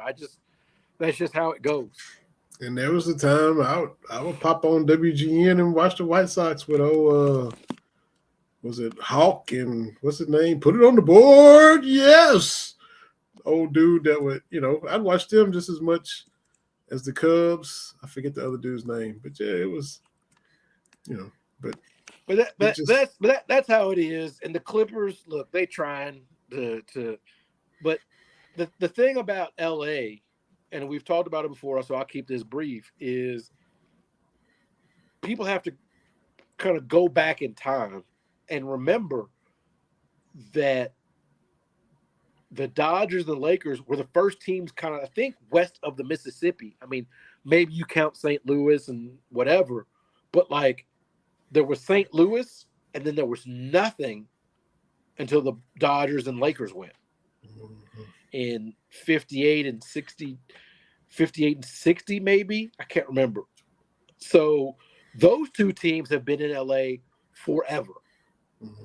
So as LA has grown, they've had those roots. Not so much like the Giants and the Frank Gifford teams, or the Cubs in 1908, and a lot of Dodger history goes back to Jackie, at Ebbets Field and everything like that. And then the Giants come a little bit later, right? But in LA, it's Dodgers and Lakers. They've been there for 60 years, almost 70 years. That's how long it takes, because nobody worried about the Angels. But it takes a couple generations to become a thing. The Brooklyn fans thinking, well, hey, we got the Nets, and thinking they're just going to grab up half of New York. And it's now, Durant and all them are gone, and they're just still floundering around. They're still the Nets. Yeah. Right? Especially when folks our age, it's like, all right, if you're in New York, I got some money. Do I go to Madison Square Garden and watch the Knicks, or do I go watch the Nets? Even with Durant and all that, I'm going to watch the Knicks play because it's still a thing, which is the biggest sell job of the media ever, to make the Knicks a thing. The Knicks have been terrible for most of my adult and life, period. But what happens when the Knicks win a playoff game? Everybody's like, there's nothing like Madison Square Garden when the Knicks are good. Really? Is it because it's so rare? I mean, honestly.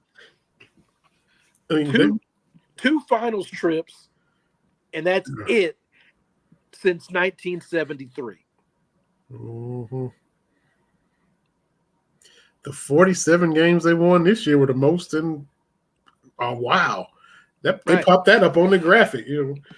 47-35, the most wins since they won 50 something, and that's 8-10 years ago. Carmelo, right? So I don't know. I don't understand, and maybe I need to go to a game in Madison Square Garden and see Spike Lee in his orange puffer jacket yelling. And that's the funny thing to me is like I see all these documentaries and these breakdowns of the Pacers and the Knicks. I'm like, they didn't win anything. Nope. And so like we're doing all this stuff, and I'm like, they didn't win. Sure. Like all the histrionics, I'm like, but did you win? Yeah. Reggie Miller and the Pacers took the Bulls to 7, I think, in 97 or 98. But I'm like, but did you win? And that's the thing that kills me. And I understand you as a Rockets fan. There's more love for those 90s Knicks and those 90s Pacers than there are for the 2-time champion Rockets. That's true. Mm-hmm. I have said it, and I'm not just saying that because, I know you're a Rockets fan, but after the Pistons, the Rockets probably the most disrespected back-to-back champs, I would say, of any major sport. Yeah. Because you're going to get the one-offs, right? You're going to get your Toronto Raptors. You're going to get your Dallas Mavericks, mm-hmm. right? Baseball is kind of random anyway, right? Yeah. But a 2-time champion, that's different. A back-to-back champion is just different. Mm-hmm. Baseball really doesn't bring up those Toronto Blue Jays teams. Yeah. Mm-hmm. That's why that's my conspiracy theory is why they canceled the 94 season, because it looked like the Expos are going to win. You can't have 3 Canadian teams. You can't have 3 championships go to Canada. That's true. But of 2-time champions. He had 3 World Series in Canada, and they ain't won a Stanley Cup since when? In our lifetime, I don't know. How far do you got to go back? That Stanley Cup drought for north of the border is running deep. It's 30 years, right? Because that's probably going back to the Wayne Gretzky. Let's see. Who was Wayne Gretzky playing for? Vancouver? The Canucks? I think he was Oilers. Edmonton Oilers, yeah. That's been a minute. We need Craig on here. We're talking about hockey. Got to get him on. It's playoff time. Here we go. As soon as you don't have to type it in all the way. You put last CANA and it filled it in. Canadian team to win Stanley Cup. It already automatically knew. And what year is it? 1993. The Montreal Canadiens were the last Stanley Cup championship to be solely North American-born players and the last Canadian team to win the Stanley Cup. So the 100th anniversary of the NHL, 100th anniversary of the Stanley Cup, 1993 Montreal Canadiens. And it's crazy because the Stanley Cup is the best trophy we got. Mm-hmm. I was an adult before I realized the NBA even had a name for its trophy. Yep. Uh-huh. Yep. And the Lombardi Trophy is great, but you got it. You're right. You got to give it to Stanley Cup. That thing is, you got to. Yeah, and they keep adding to it. I love everything. I love everything about it. Mm-hmm. Yeah, we get Craig on here because it's hockey playoff time, and I've been seeing somebody Bruins about to set some kind of record for wins or something or another. So I don't even know nothing about hockey. That's why we got to bring Craig on. But Craig. As far as the playoffs, I have no idea. I think I'm gonna go with the Bucks just because I think Giannis is Giannis. Mm-hmm. And low key, he's been really, really good this year. And I don't know who's coming out of the West. I don't know. And it's all about who's healthy and when. Right. Could it be Golden State? I mean, if Clay is 80%, then possibly. I don't know. Mm-hmm. There's a whole lot of I don't know in the West, which is weird because over a 20-year period, it was either Lakers or the Spurs, right? Uh-huh. Yeah. And that's the point too, is we as sports fans, this is my soapbox. I haven't had one for a while. We say we want parity, where everybody's got a shot. And then we look at the ratings for this men's Final Four. We don't. We just don't, right? Like, I think that in a lot of sports, you need either the team you're a great team to root for or a great team to root against. Yes. It was riveting watching LeBron do everything against the 73-9 Warriors, right? Mm-hmm. Like, watching Jordan be great was awesome for TV ratings. The Lakers and the Celtics winning 8 championships in the 80s was great. Like we always say, except for the 70s, the NBA has been built on dynasties, or at least a situation. Because if you go to the Lakers in 85, you got to come all the way up to the Spurs in 99 to be one-time champs. And the Lakers go back to back. Like, that's what the NBA is. Mm-hmm. And so, particularly in the Western Conference, it's wide open. Yeah. Will people tune in because it's wide open? That remains to be seen. I don't think so. Because what I think leagues have to understand is the NFL can be about parity because it doesn't matter who reaches the Super Bowl. Right. Mm-hmm. The Super Bowl is an event, even when the game's not good. Yep. The Super Bowl's just, it took them, probably not even that long. Basically, from the time that I started, Super Bowl was always a thing. And then the Super Bowl halftime show became like, it's a thing. Mm-hmm. But it's not something that you can replicate in a sport where there's a series. Yeah. And so everything else is dependent on teams. Like, again, people, if the NBA had their way, it'd be the Lakers versus the Knicks. Yeah. If baseball had its way, it'd be the Yankees and Dodgers. Uh-huh. Yeah. Yes, it would be. Mm-hmm.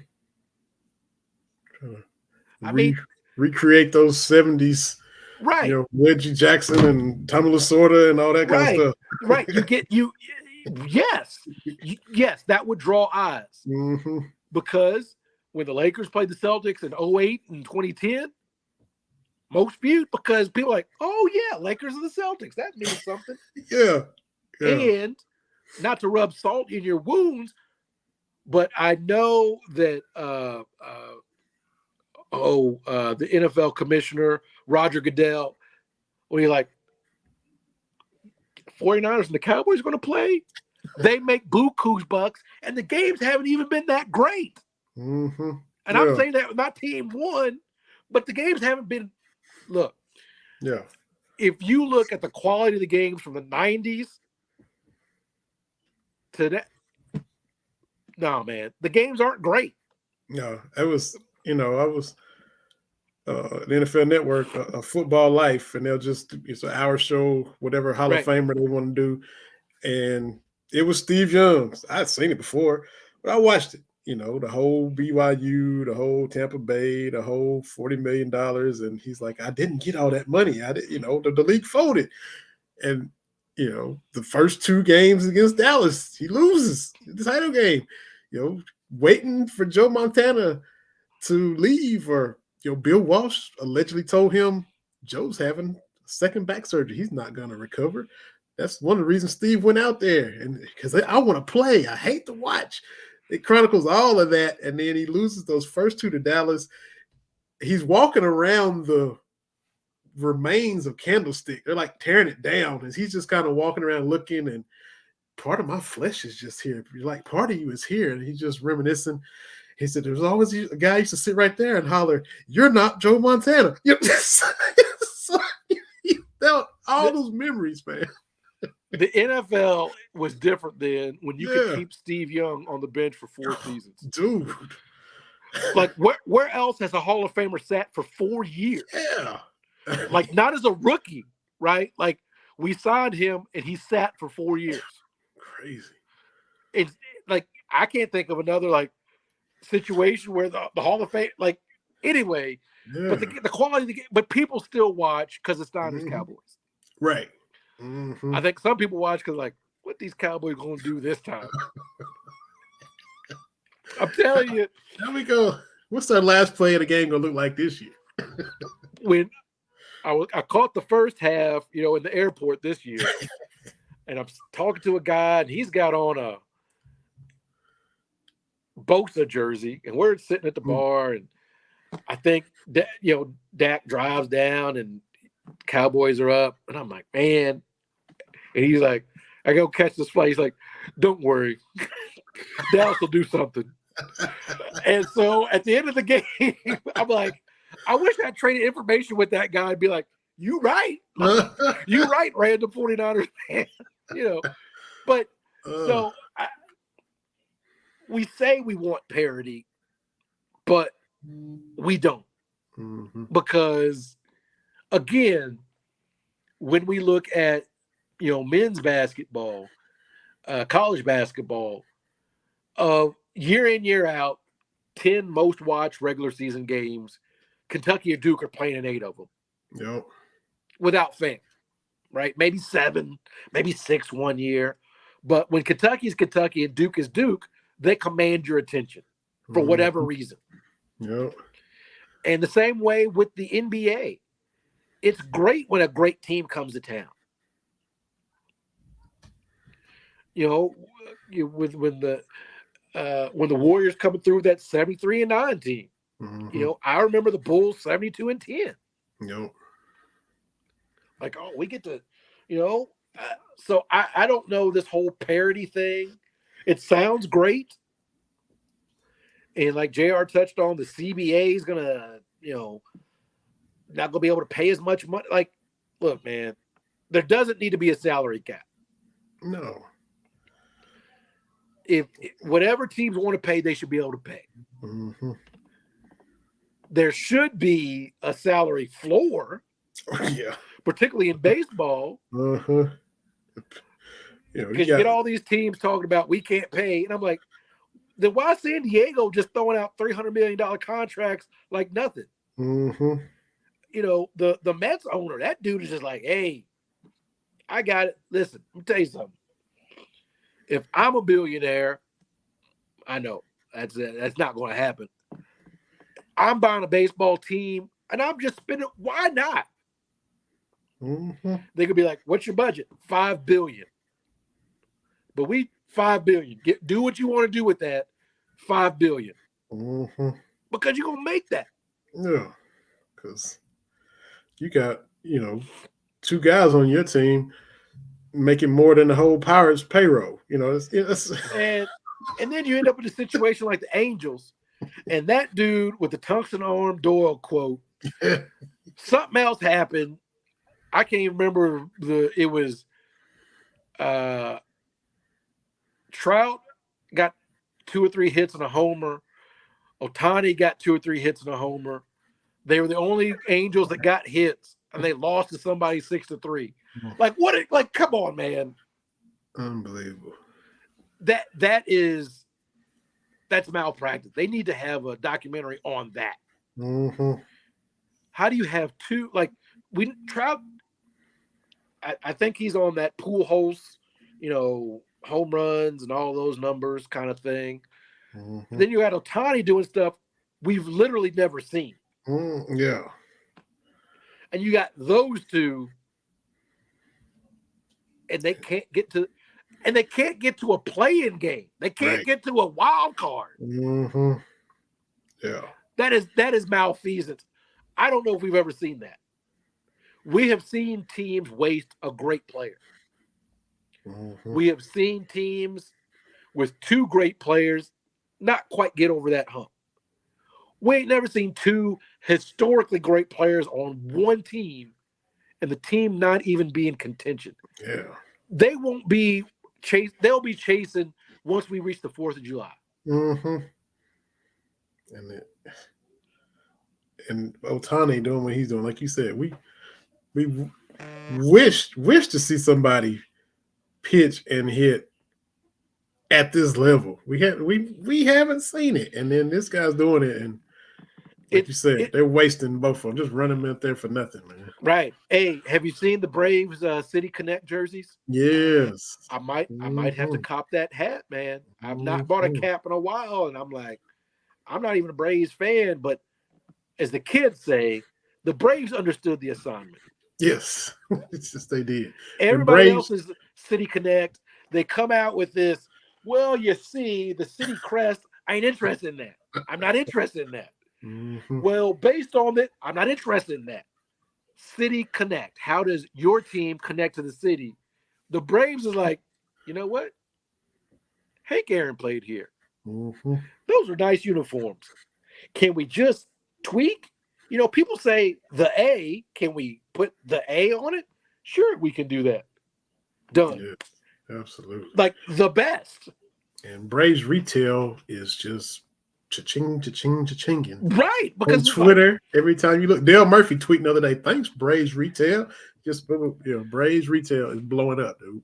Absolutely. Absolutely. So, I mean, the White Sox are okay with the black and the pinstripe and South Side.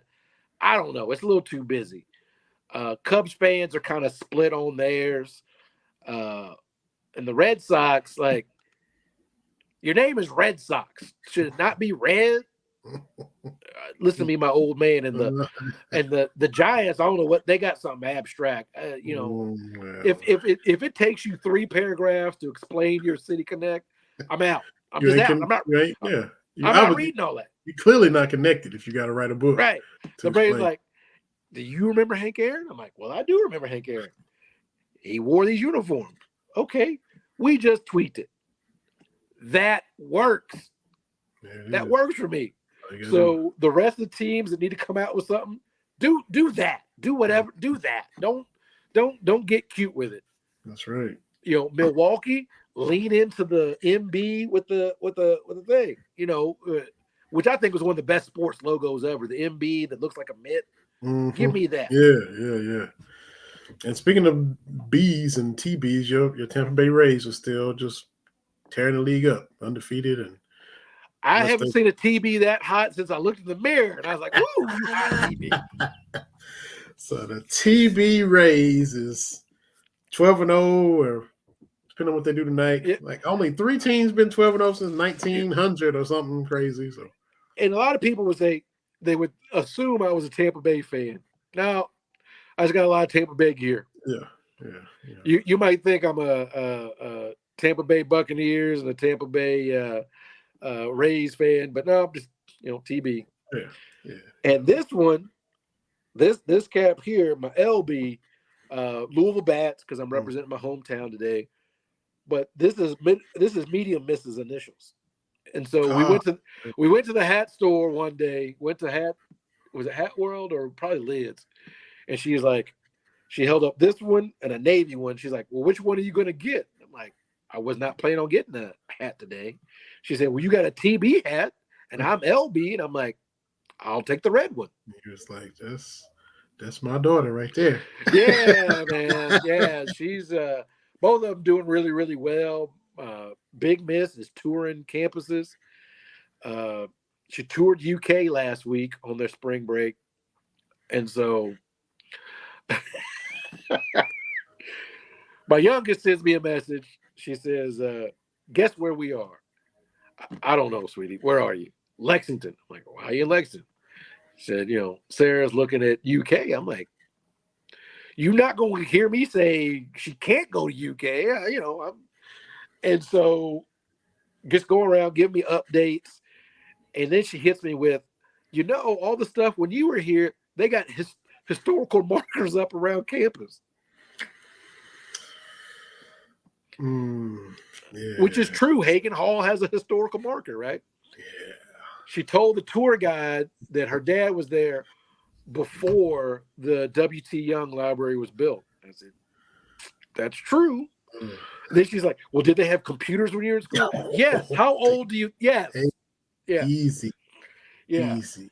Yeah. And You're she's telling me about the dorms and all this kind of stuff. And I'm like, man, Hagen Hall was just cinder block and wood. Like, what?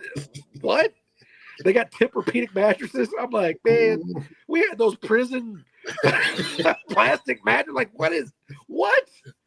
These kids don't understand. No. The towers are gone. The whole Bladen and Kerwin complex is gone. And all this kind of stuff. And, making me feel old.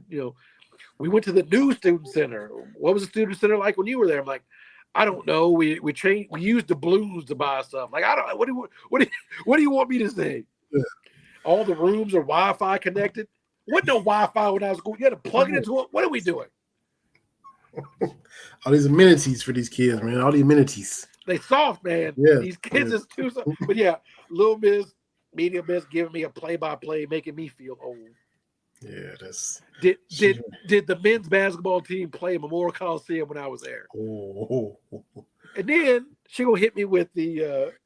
I'm gonna tell the tour guide that you helped integrate the University of Kentucky. Man, she did a whole Netflix special on you, man. She did a comedy special. Kept it going, man. She did a comedy special on you. Yeah, kept it going. Look, kids keep you humble.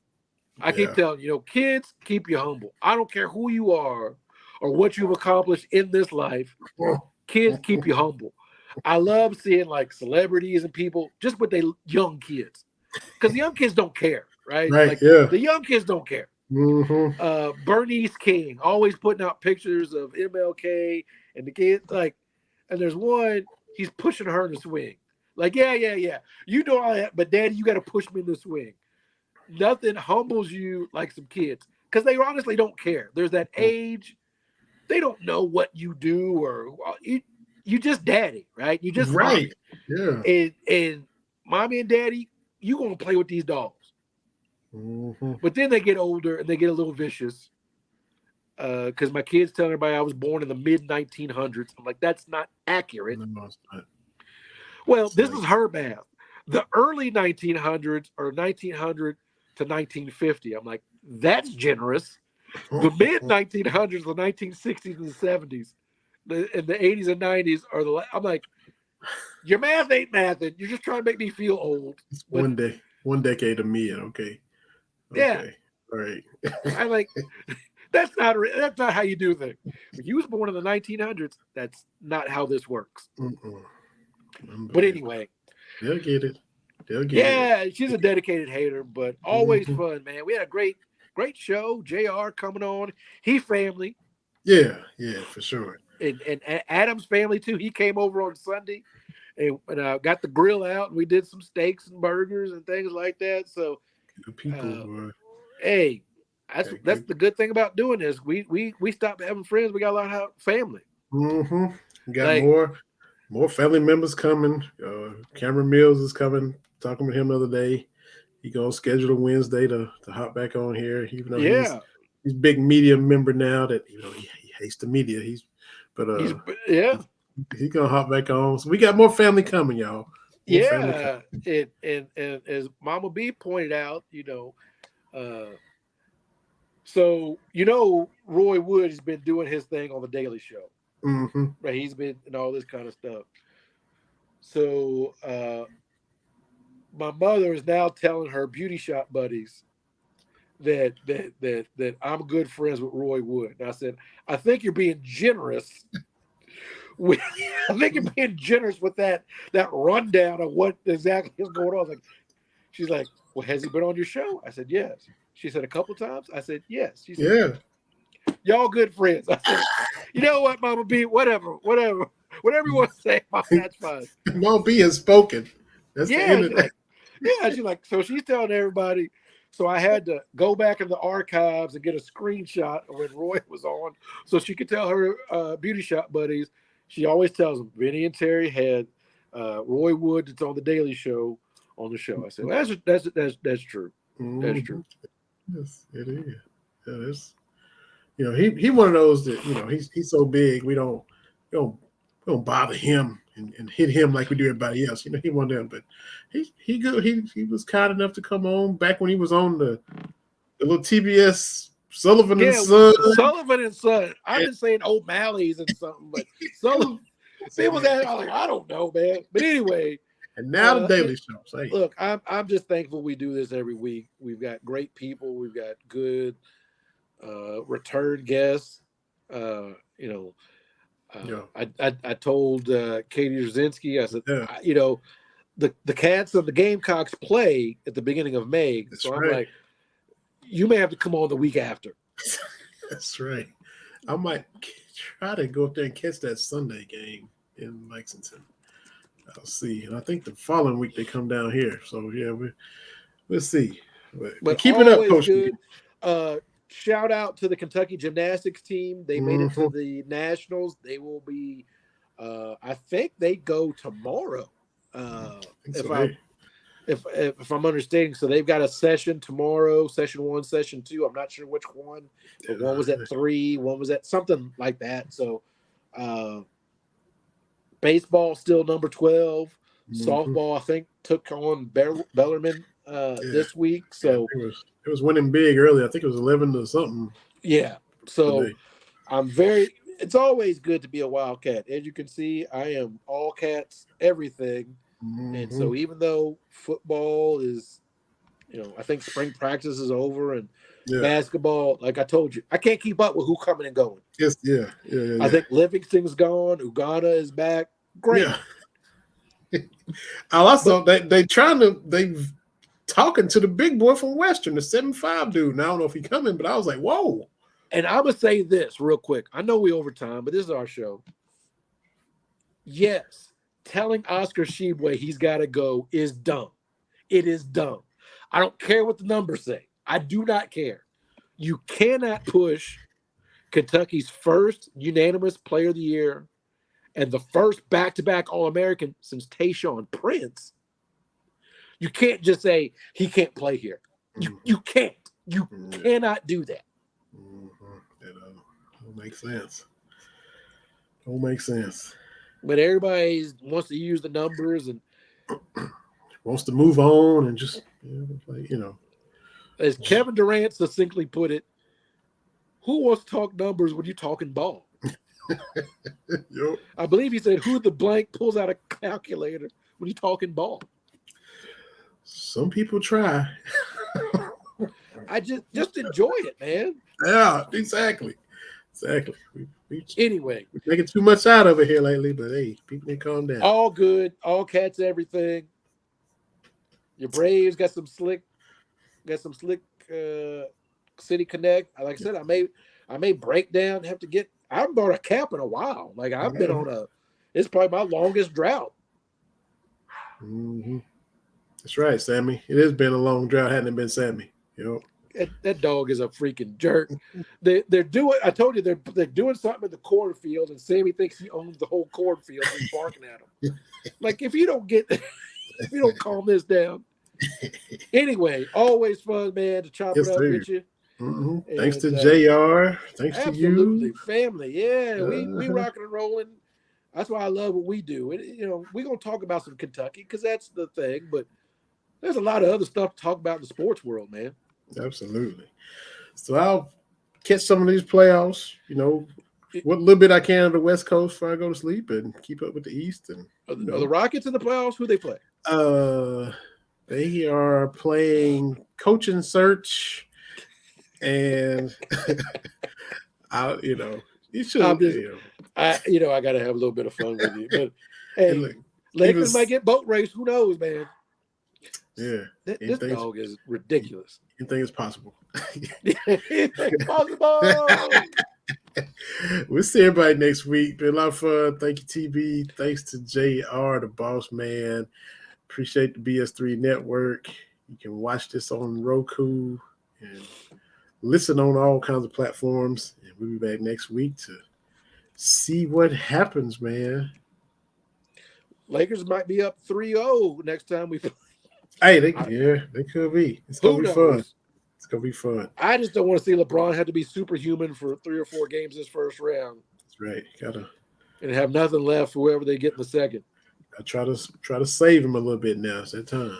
But if they mess around, get to the second round. Mm-hmm.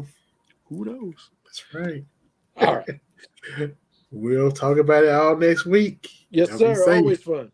See everybody next week. Cats Talk Wednesday, TB, and Vinny. We see y'all next week.